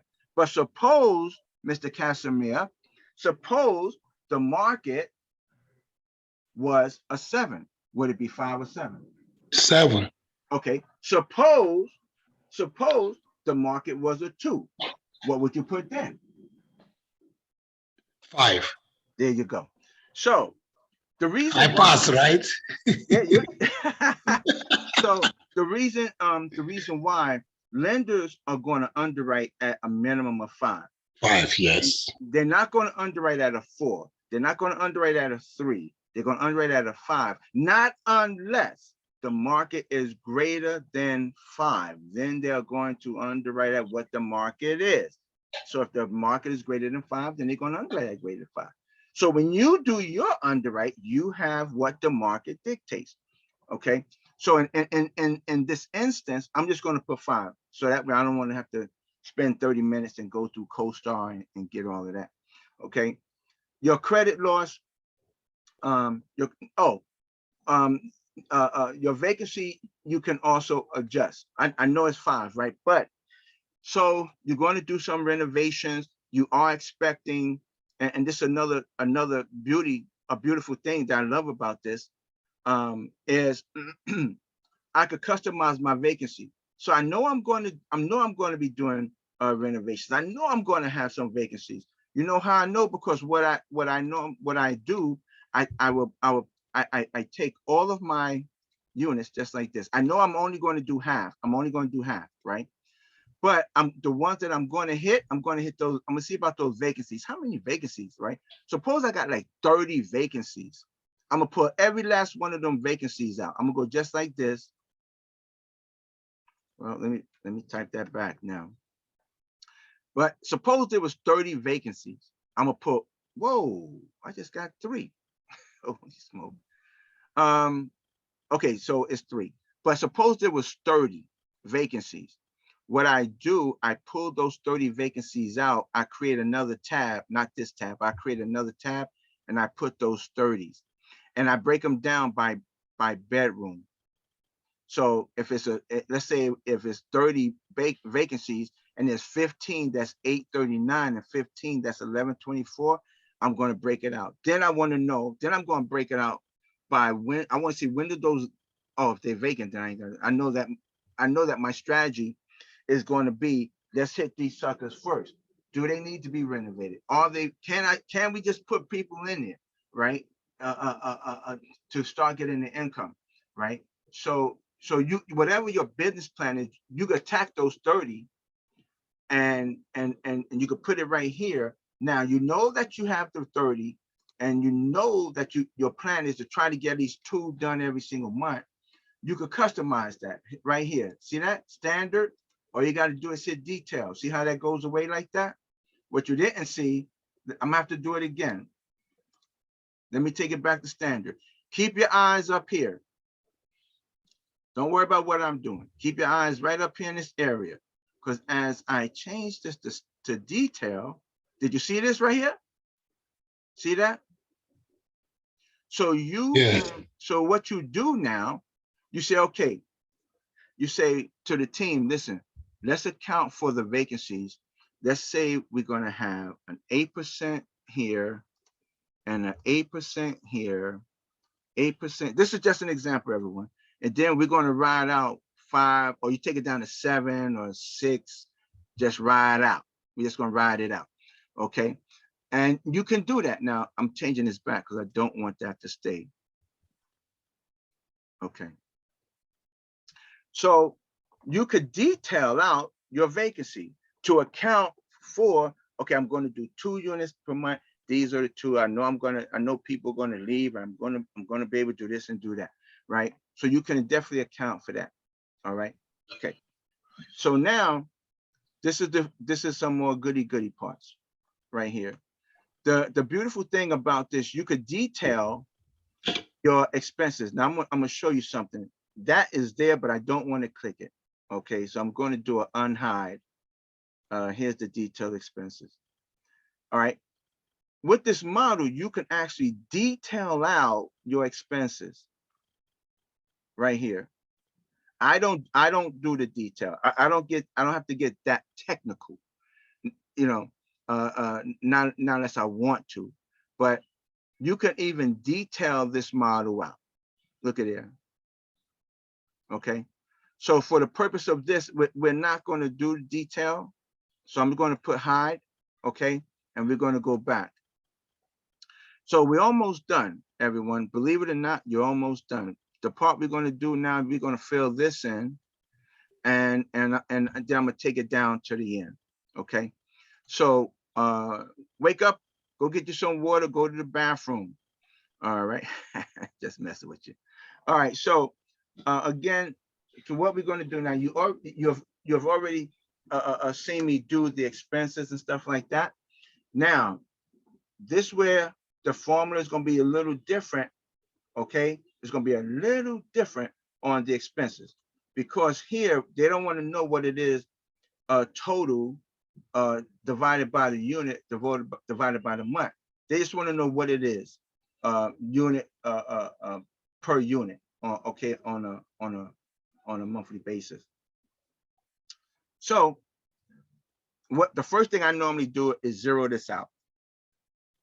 I stop right here though. I don't go below that. I just zero that out. And then I come over here. Let me just do a little quick audit. Yep, 450. Yep, that is correct. All right. And a lot of times when I do that, I just want to make sure some of these numbers are correct. Let me check one more. Yep, and they are. So we have 48 units. So this is what you do. Only thing they want to know is the total amount divided by units. That's it. That's what it's going to be for the year. The total amount divided by units. That's it. So you got 48 units. You already know that. So you hit the equal sign divided by 48. And there you go. Now, so that you don't have to do that every single time, hit copy. And then just hit, matter of fact, hold on a minute. Some of these, I know that some of these are pretty small. So if you want to just go through and highlight all of the totals, you can do that. Or if you don't want to do that, you don't have to do that. Because some of these are like I said, small print. You may want to make it big so that way you don't mess up and miss something, okay? Or just go by the lines. It's all good. So, but what I'm going to do right now, I'm going to hit copy, and then I'm going to go straight down and go hit all my totals.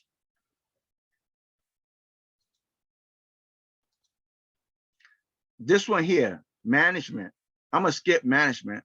Can someone tell me why I'm skipping management? Because there's a place for property management spot down there. Exactly. So I'm going to skip property management. And then right here, I will stop right here, and I'm going to hit paste. I got my totals. Now I'm going to go back to property management, right? See, property management is not going to be divided that way. That's a percentage. What is the percentage you're going to pay? So you will still hit the equal, hit the dollar sign, divided by, but you're going to divide it by your total income right there. And that's going to give you a 4%. So now you could go back, hit 4% right there. Okay. Okay. Now I am going to explain a little something about the T12. I don't want to skip over anything. This information right here, and I'm going to highlight this here. And I'm going to make that a color. This here is your NOI. Okay. This is the NOI, your net operating income. We already know how you get your net operating income, right? We know that. All you gotta do is subtract the expense, subtract the expense from the income. That's your NOI, right? But there are some things that don't belong above. This is what you call above the line, below the line. Oh, hold on a minute. Sorry. Above the line, below the line. And that's below the line of the net operating income. Capital expenditures, if you happen to be looking in repair and maintenance, and you see a big bill, one, question it. Question it. Like, why is that so big, right? You could question that 30,000. There's nothing wrong with that, because hey, look right down. You don't know what was going on. There may be a reason, all right? But if you see stuff above the line, like debt service, interest, depreciation, amortization, a big bill for like CapEx, building improvements and stuff like that, that stuff needs to be brought down below the line. Okay. So before you start making any changes to your T12 or rent roll, save a copy. Okay, save a copy so you have an original, and then you work off of the one that you're inputting. So, okay, so we're almost done, everyone. We're almost done. Just hang in there for me. Hang in there with me. Hang in there with me. Okay. So now we're going to do the expenses. Okay. So here's payroll. This is your payroll. Okay. 1556.44. and we're just gonna go right down. 15, 56, 44. Okay, I want you to input everything in this column first. Input everything over here first. Okay, this is the current. This is what's being for, although this is an apartment complex, it is a business. And you should look at it as a business. You got a profit and loss statement. You need to make sure that your profits and losses are coming out, right? So if you was to buy a grocery store, you're going to have profit and loss. If you ran a bar, you're going to have a profit and loss. No matter what it is, you're going to have a profit and loss if you're running a business.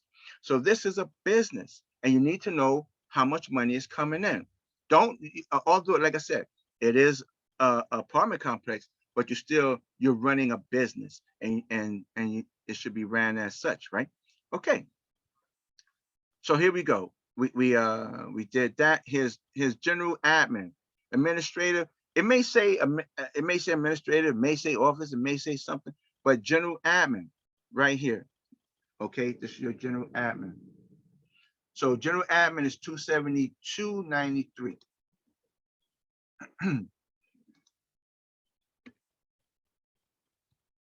Okay, hit the next one.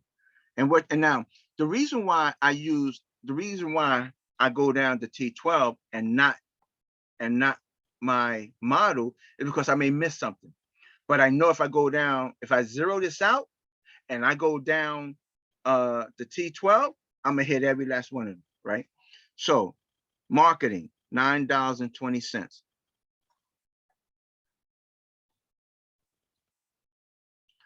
Okay, next, utilities, 207.38.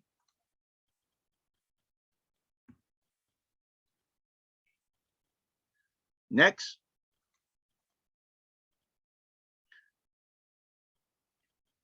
repair and maintenance, 224.05.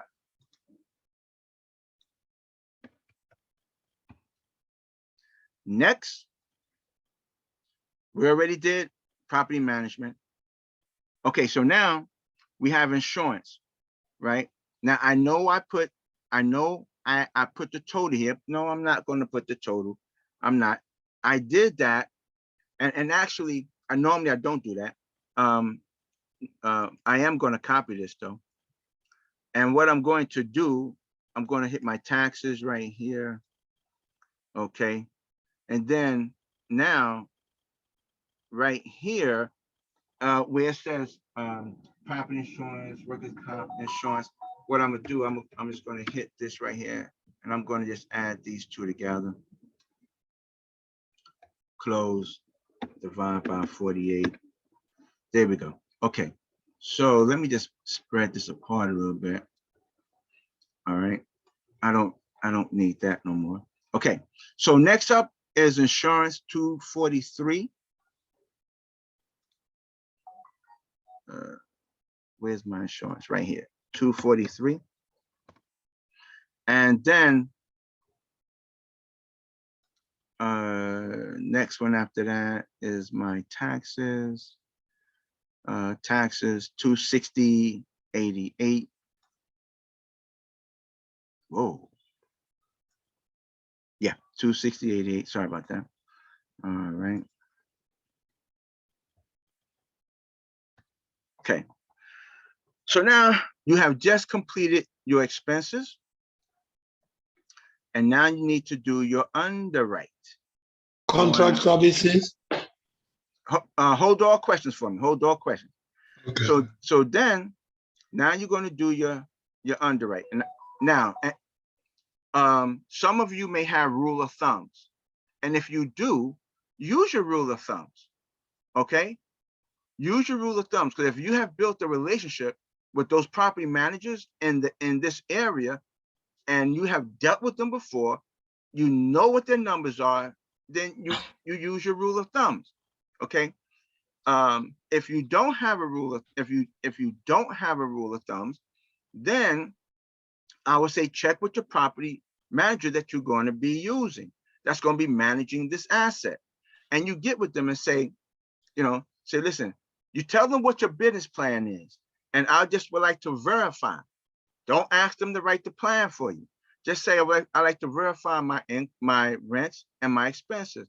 Can you pull a report for me? So, because you may not have Oxyon or one of the other systems. Okay.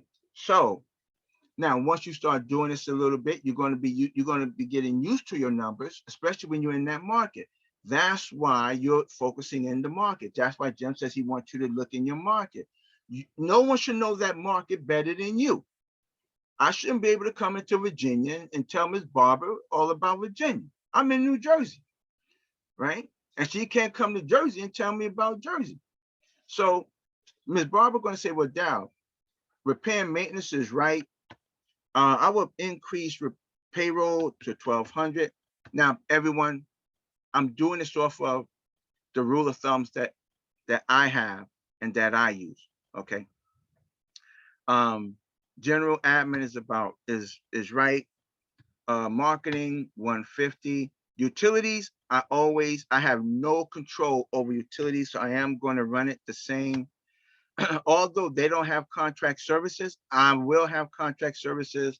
It snows in Virginia. It gets icy, stuff like that. I may bump that up to 300. Make ready, 300, because in the markets where I am, it's going to run about $300 to make ready. This particular asset is 48 units. Oh, I'm sorry, everyone. You see this right here, this payroll? Check with your property manager, because this is less than 50 units. They may only have a part-time person. So you may not have to pay that $1,200. You may just only pay $1,000. But check with the property manager. If this is 100 units or greater, then yeah, I would use 1,200. If I'm in South Carolina, I'm going to use 1,300. I've been dealing with the people there, the property managers there. I know what they're going to tell me.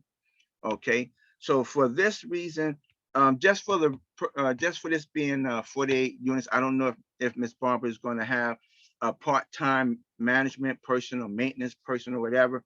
I don't know, but I'm just going to put 1,000 there. But then we're going to verify with a property manager. Okay, make ready. People move out. People coming in. I got to paint this place. I got to get this place together. So I'm going to allot, say, $300 per unit per year. All right. Oh yeah, contract services may be a little more than 300 because they do have snow, ice, and stuff like that. So, and who knows, one year you may have a whole bunch of snow. Okay. 3%, I will check with the property manager. The reason why I would check with property manager, one, this is not a big unit. Now, if you're running 100 to 300 units, yeah, you may wind up paying 3% or even less, right? But this is less than 50 units. So they may wind up charging you around 8%. It may be even a little higher, okay? Sometimes they may have a minimum. They may say, well, our minimum is $32,000 no matter what. And then you just have to adjust that to 32,000. But let's just say 8% for now. Insurance. What I normally do is this right here. This is what I do. The reason why I do that is because I'm gonna send an email. I'm gonna send this here by doing this. Hit share. I'm not gonna do it yet though. Oh, well, it's taking too long. Now it's not gonna go away. Okay, so I highlight the both of these because one, JT is going to get a copy of this with the T12 and rent roll. This here, I'm gonna call the tax assessor's office, and or if you're in Texas, you want to call the appraisal district's office, and they will tell you that, well, they give you an estimate. Now, this is March of 2022. A lot of counties or or states or whatever may not be able to tell you what your taxes are in 2022. But what you can ask them, depending on the state that you're in, you can ask them this: is there a formula that you use that I could get an estimate of what my taxes are going to be. And if you're in a state that runs off a purchase price, they could tell you, and then they will give you a millage rate. Now, they may happen to say to you, this is last year's millage rate. So what you could do in a case like that, you can ask them, well, what was the millage rate the year before and the year before that, to try to get an average to see if there's a big jump or a little jump, or is there like an average that you could use? Because what you want to do is try to get an estimation. All right. Now, for the purpose of this right here, I'm just going to double it. I'm just going to put 443 here, and I'm going to make this 461. Oops, not 4 plus 1, but 461 right there. Okay. Now, but remember, I'm going to verify. I am going to check. So now I want to go back up here. This is a 1999 construction. I have a document that I normally use that tells me about what my capital reserve should be. And it goes by the age of the construction of the property. So if it's a A-class property, then I know that it's going to be around $300 per unit. If it's a B-class property, then it's liable to be $350, about $300 to $350. And if it's a C-class unit, it's going to be $350 and greater. Because if this is a 1960 building, I'm going to bump it up a little more. Okay, but for this particular asset, I will make, oops, sorry. For this particular asset, I will make it around $350. Not unless, now suppose I'm renovating every single unit. We're going to renovate every single unit. Then yeah, then I may chop that down to 300. I won't go less than 300. Okay. I know the minimum that the lenders require may be 250, but you don't want to be with the lender. You want to be slightly higher. Okay. Now, on the seller side, there was no capital reserves. You make it a 0, but you should have a capital reserves for you. Okay. So from here, now we're going to go down. I know you can't see the IRR and the equity multiple, but you'll see it below. Okay. So we have already inputted all the data. A lot of stuff I've shown you, you're not going to do in the beginning. I don't expect for you to do details of me. Just put the data in. That's all I want you to do. Then you could go back and play with the details if you see that your numbers are way far off. But for just to get the information in the data, just do what I did and get this information in the data. If anybody would like a copy of that form that shows how I use classifications, the one thing I try to stay away from is using letters, A, B, C, D, in classifications, because they're very subjective. What is an A to you may not be an A to me. What is a B to you may not be a B to me. You may tell me this building is an A-class asset and it was built in 1980. So I'm gonna ask you, how is that an A-class? You know, you may, and I don't want to get all into that, but letters are very subjective. But when you put numbers to things to make it that can make it factual, then okay. But I have I do have a document that can help you with this. All right, so as you can see right here, your DSCR is 0.92, and on your stabilization 0.85 is not very good, right? How now? Market here, your market cap rate today. Now, your market cap rate, that's something that you're going to use on a stabilized asset. What is the cap? Cap rates are for stabilized assets. If it's stabilized, you should use a cap rate and know what your cap rate is. If this property is unstabilized, what you need to know about the market cap rate is you still need to know the market cap. Why? Because you need to know your terminal cap. You need to know your exit cap. Okay.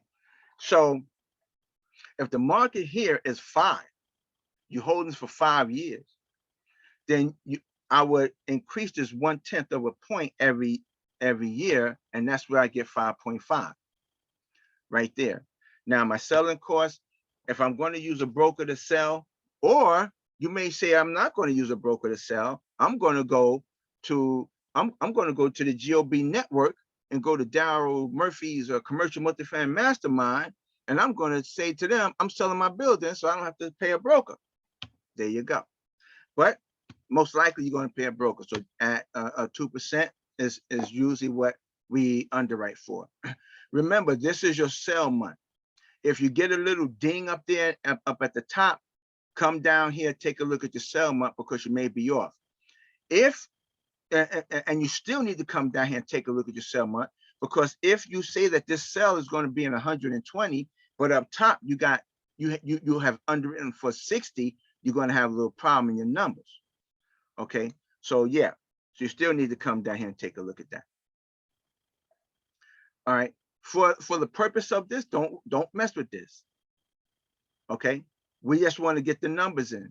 Okay, like Jim said, let's just get the numbers in. Okay, for this particular asset, as you can see now, here's our IRR, not cash on cash, and it's not looking very good. Okay, it's not looking very good. All right. Okay, so now we come down to here. Acquisition fee. This is where you found the deal, you worked the deal, you did all of this to get this thing together. How much should you get paid? Okay, so that's something that you're going to have to figure out. But I will say this: if you're new, don't go in there talking about I want 10%. All right, you're new. No, I mean, be reasonable with the investors. They're going to look at you.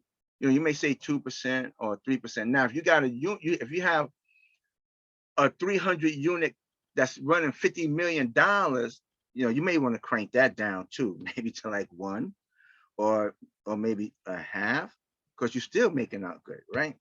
So you don't want to appear too greedy. Disposition, you're going to work your butt off to sell this property, so you may want to go with 1. You may want to go with 0. I used to go with 0. Seriously, I just take a 0. I just want to sell it, right? But you may want to go with 1. Asset management right here, it depends. You may want to go with 1. You may want to go with 2. I don't know. All right. Okay. So here, if you want to do your prefs, hurdles, stuff like that, you may, oh, up top, I said to I mentioned to you about your splits, right? 25, 75, 20, 80, 10, 90, right? That's where this is going to be your split, 25, right? 25, 75. That's where it's going to be right there. If you want to do a promote, sometimes you could do a promote of 15, 20, and don't get me started with these promotes and stuff, because sometimes how it is. But if you want to do a promote or something like that, I'm going to save that for later. I don't want to get into promotes right now. All right, but you can. And how long it took me? I had scheduled for 8 to 8 o'clock, and I put everything in. So I know I went through a lot, and I'm just going to stop share for a minute. Okay, guess what, everybody? We didn't record. No, I'm only joking. I recorded. All right. So I know it's a lot. I went through a lot. I moved quickly. So please, you'll have the recording to review. And I hope that what I went through helps you. And I know it's a lot of information. And I know it's boring. I know somebody went to sleep. I heard somebody snoring. You didn't have your mic off. So, at this time, Miss Jennifer, any questions? Are there any questions in the chat? Because I didn't have time to check. Let me check really quick. Let's see. Okay. Let me just go up to the top here. So my first question, Darryl. Yeah. So the way we've written this property now, and it's not looking good, what do we do? Oh, okay. So, hold on one second. Let me go back. There are several things you could do. Several. First of all, I want to let's come down to here. Oh, you know something? Remember down here, everyone, when this was 60? Remember that? And we put the unit numbers in. And remember I said, don't type in the black. See right here? It fills it in automatically. Okay. So now what you there's several things that you could do. The question everyone should ask is, what we're running a business. What is it that affects our business? What are the things that affects our business? The one thing that affects our business is our income. How much money are we bringing in? Are we selling enough peas? Are we selling enough corn? Or, you know, are we bringing enough income in? Right? What else can affect our income? Expenses. Man, have we hired too many salespeople on the cash registers? Do we have too many people working at night that's restocking the shelves? You know, do I really need that other bartender to pour drinks when, you know? So remember, the reason I'm using those analogies is because you're still running a business here, right? So take a look at your income, right? Your rents. Now, I could tell you right now, $16 and $18, that's pretty low. If you was to bump this up some, that's going to change your numbers. So see, more income, right? I would definitely get with my property manager to see what can we do with these expenses. Okay, can I lower them? Why was his payroll $15.56?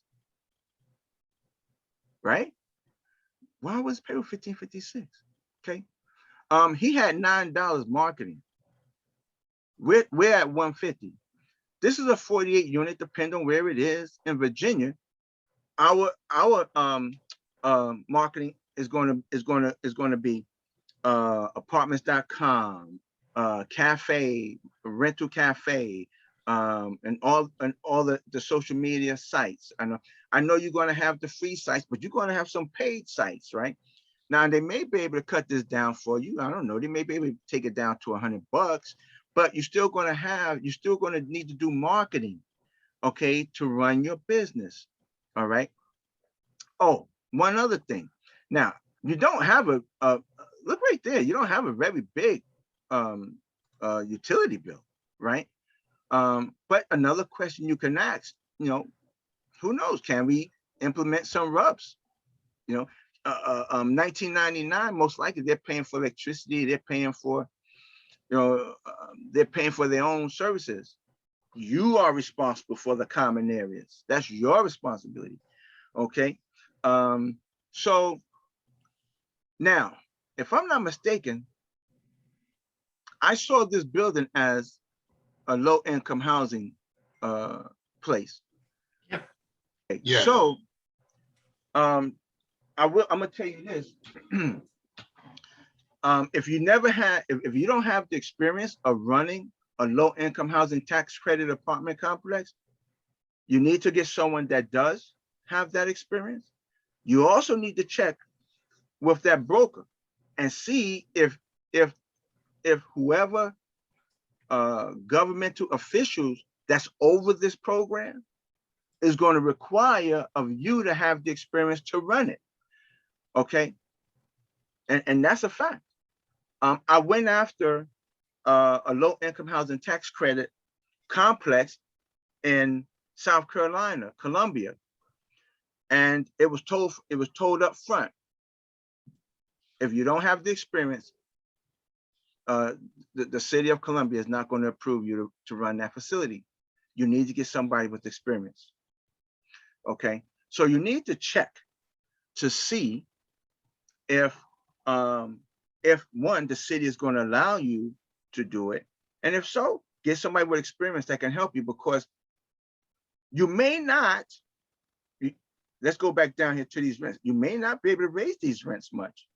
Remember, I don't know how many people are Section 8, because I don't remember seeing it on the rent roll, and I'm not going to tell a fib. I really didn't look real hard, but depending on the number of people that's on Section 8, you may not be able to raise rents. The only thing that you may, and your expenses may be what they are. The only thing you could do in that case is lower that. So how much? How much can we lower this? Can we Lower lower it? what? Can we lower it to 2 million? No, 2.7. I'm just going to play with the number, right? Okay, purchase price. It's not working, right? Can we go to 2? There it is. It starts moving. But if he's asking 2.9, your question is, where can you come in? Right? That's going to be the question. So the team is going to have to say, listen, I don't know. What do you think? Do you think he's going to take less? You know, how much, when did he buy this? Right? How much, you know, what's owed on this? Are we coming in well below? Now, this is in Mecklenburg County. It's in South Hill. If I'm not mistaken, this is the USDA, right? Yes. Okay. Oh, let me show one more thing on this refi, which is very, very, very important. When you do your refi, please take a look at your numbers right here. If you see this number is a negative, you're coming out your pocket. That's what that means. But before you dump this thing, look right here. Because if you're going to do a refi, remember when we left, and I said I will come back to this. Remember, this was like a 25, and I think this was like a 60 something. Well, now you could bump this up, right? Let's see now. Say, well, listen, I need that to be, I need my LTV to be 75. So now we're going to go right here, start moving it up, and start looking at this number down here. It's going to start changing. Now you only got one more time to do this here, and that's 75, and you're still coming out of pocket. In this case, you go just like that. Because I don't think you want to come out your pocket. Just go ahead and take those other 2 extensions. Right? Now, but what does that do for your numbers? Not very good. Still 3.53. You know, you're looking at a 5.95, 1.27. You're still going to wind up having to come. You got to figure out, how can I get closer to what he wants? Now you're going to start digging, like, yo, can I really raise these rents? You know, how many Section 8 people in it? Is that going to affect me? You know, matter of fact, you got, okay, let's say, or this here, let's just say, let me see. Even if you renovate the 50 units, that could probably go to market, not unless, that could probably go to market, not unless there's a restriction on the number that can go to market by Section 8 or whatever governmental officials there is. Okay, so I would first ask, you know, how much can I raise my rent? Because this is a low income housing tax credit. Who's going to dictate that? That's another thing. If they say you could raise it to market, then you find out what the market is. Now, if the market is $100, then you know you could raise it 100. You know, but I wouldn't go to the max. I just wouldn't. I would still be on the conservative on the conservative side. Okay. All right. So you know, now we at $26 and $30. Can the people afford to pay that? That's the question. Can they afford to pay that $26 or $30? Right? Now come back down here. Take a look at see that now you at a 6. Now your equity multiple and your cash on cash done came up. Looks pretty much, it looks a lot better, doesn't it? Yes, it does. Okay. The question is, can you sell it? Can you sell this with a 6% cash on cash? That's the question. Can you sell this with a 6% cash on cash? I want to show you one more thing. Take a look at your summary. Look at this. See how this is right here? Right? Now that should scare the heck out of you. right? You have an inversion. It's going down. It's inverting. This is your cash flow. So what can you do? Now, this is where you could just play and have fun with this thing, because you could go in there and start raising rents. Like say, holy smoke, what? Go over here and say, what can I do to increase that? Let's just say we took this up to 700, right? And go back to your summary. See that? See that? So now I'm gonna put that back because you may not be able to do that. Another thing that can also help you is take a look right here. You spread this out, because if you look at your summary is telling you exactly what's going on. So from month, remember, we don't do no renovation in month 1, but month 2 we will. And that's what this is. Look at that right here. Because now I'm gonna show you what I'm talking about. Darryl, what are you talking about? Right there. Month 12. See that? Month 12. Now I'm just going to show you a little trick. Month 6. Right? Now I know it's 10. I know that. But I just want to show you something. See that? Do you have the money to carry this during this 6 months? Okay. Now, right here. Let's remember what I said about that operating reserve. 1 year. I underwrite for 1 year of debt service, 1 year of expenses.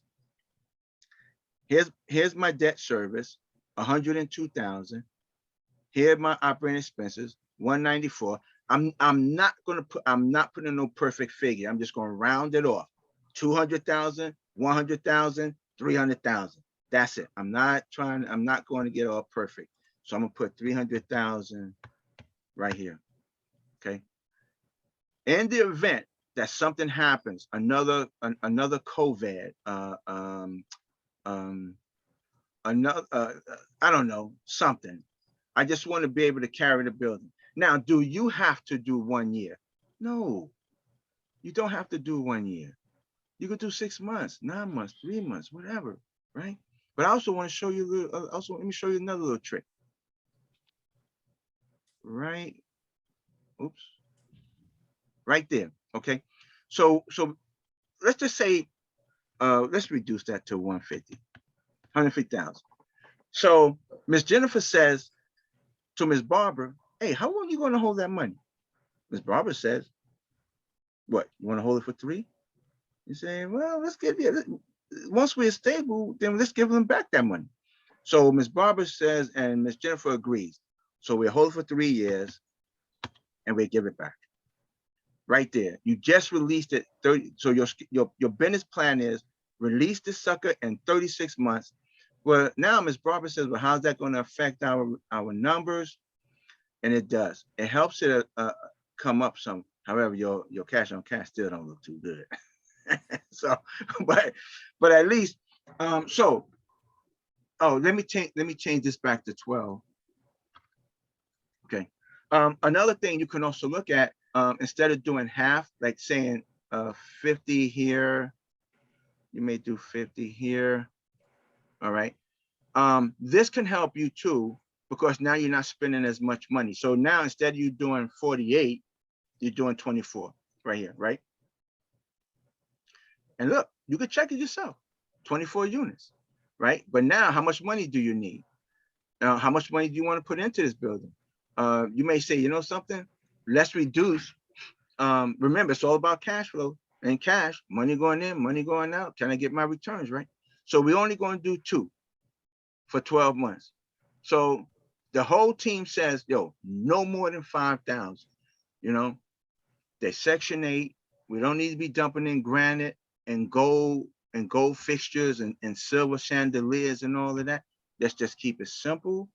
Go down to Lowe's, pick up some good stuff, run over here to IKEA, that stuff that's really good, and let's do that. So everybody says, okay, so let's do 5,000 a piece. Boom. So now you got 10,000. Uh-oh, you got an error that came up there. Miss Barbara said, don't worry, we got it. So Ms. Barbara, go up here, add up all of this stuff. There you go. $110,000. Boom, boom, boom. And watch that. The error went away. Now, did that help your numbers? Because you just reduced, right? Check it out. Let's see. Did it? It brought up your cash on cash a little bit. There you go. So remember, how can you bring cash on cash? It's all about the cash flow. Can you bring in more income? Can you reduce expenses? What can you do to get that cash on cash up? Can you get a lower interest rate? Suppose we do that. So suppose can we get a 4? How much does that help? Right? Look at there. A 9. Really? Okay. So there you go. That's, you know, but remember, please remember this here, this particular property is low income housing tax credit. Check with the governmental officials and see just what you could do with this property, how much you could raise the rent. Because if you can't raise it to market, you got limitations on you, and you're going to have to be creative and find other ways. Okay. Hope I answered your question, Casimir. Yeah, yes, you did. But the reason why I asked that question is there is a property I'm looking at here in Wisconsin. Not only is it low income, you can't raise the rent because of the type of loan they have on it. The government dictates that you submit a budget to them, and they have to approve it, because the agreement they have with the current buyer, the loan, they cannot charge, I think, 1% or whatever, and in lieu of that. And then it's on that program until 2032. So I don't know what is my time going to pursue it, since I'm not going to be able to do anything with it. So that was why I asked the question, because I have the same issue. Gotcha. Okay. All right. Any other questions, Miss Jennifer? I had a question earlier when you were filling out kind of your hard and soft costs.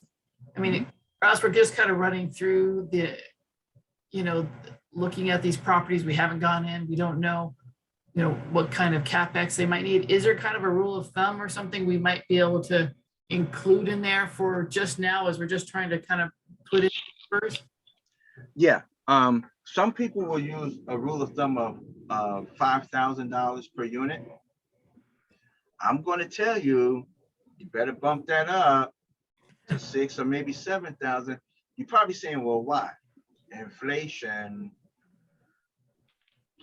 gas is going up, the cost of milk is going up, the cost of bread is going up, the cost of sheetrock, wood. My company has to charge you more to haul that stuff. There you go. So I know that probably sounds a little crazy, but you may want to increase from a 5 to maybe 6, 7. Okay, no, that's good. Yeah. But make sure you try to get down there to at least walk the units, so you'll have a better assessment of the units. Yeah. Any other questions? I have a question.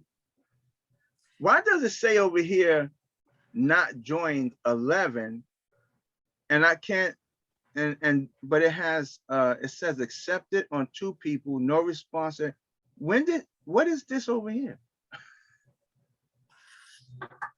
I don't know what that is. It's Antonio Williams, no response. Janelle York, no response. Casimir says accepted. Mona, no response. Nina Murphy, no response. What is this? Tanessa, Because no. they didn't indicate in the Zoom whether they want to attend or not. I think that may be what I'm thinking. That's new. I've never seen that before.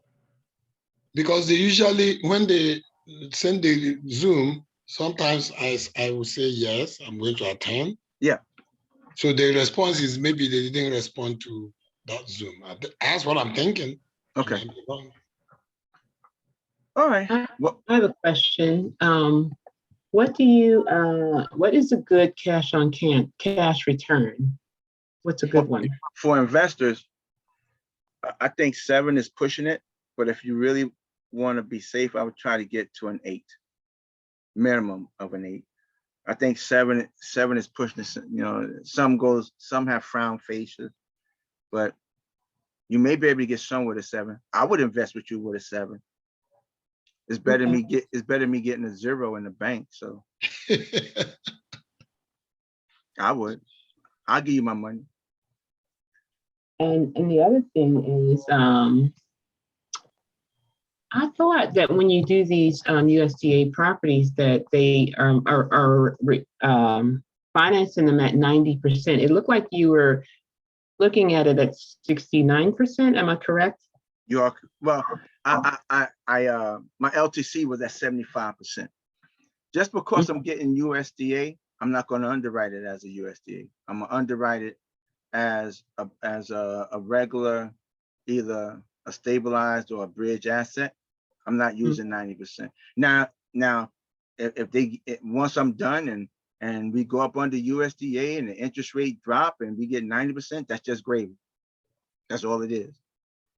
But I'm not going to underwrite under USDA. I'm going to underwrite as a regular loan, let USDA go through the process and so forth.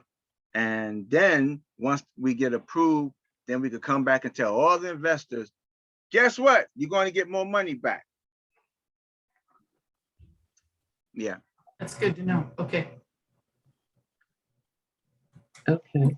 If you write at 90, suppose the reason why I say that, if you underwrite that property at 90% under the USDA guidelines, one, I don't know who this seller is.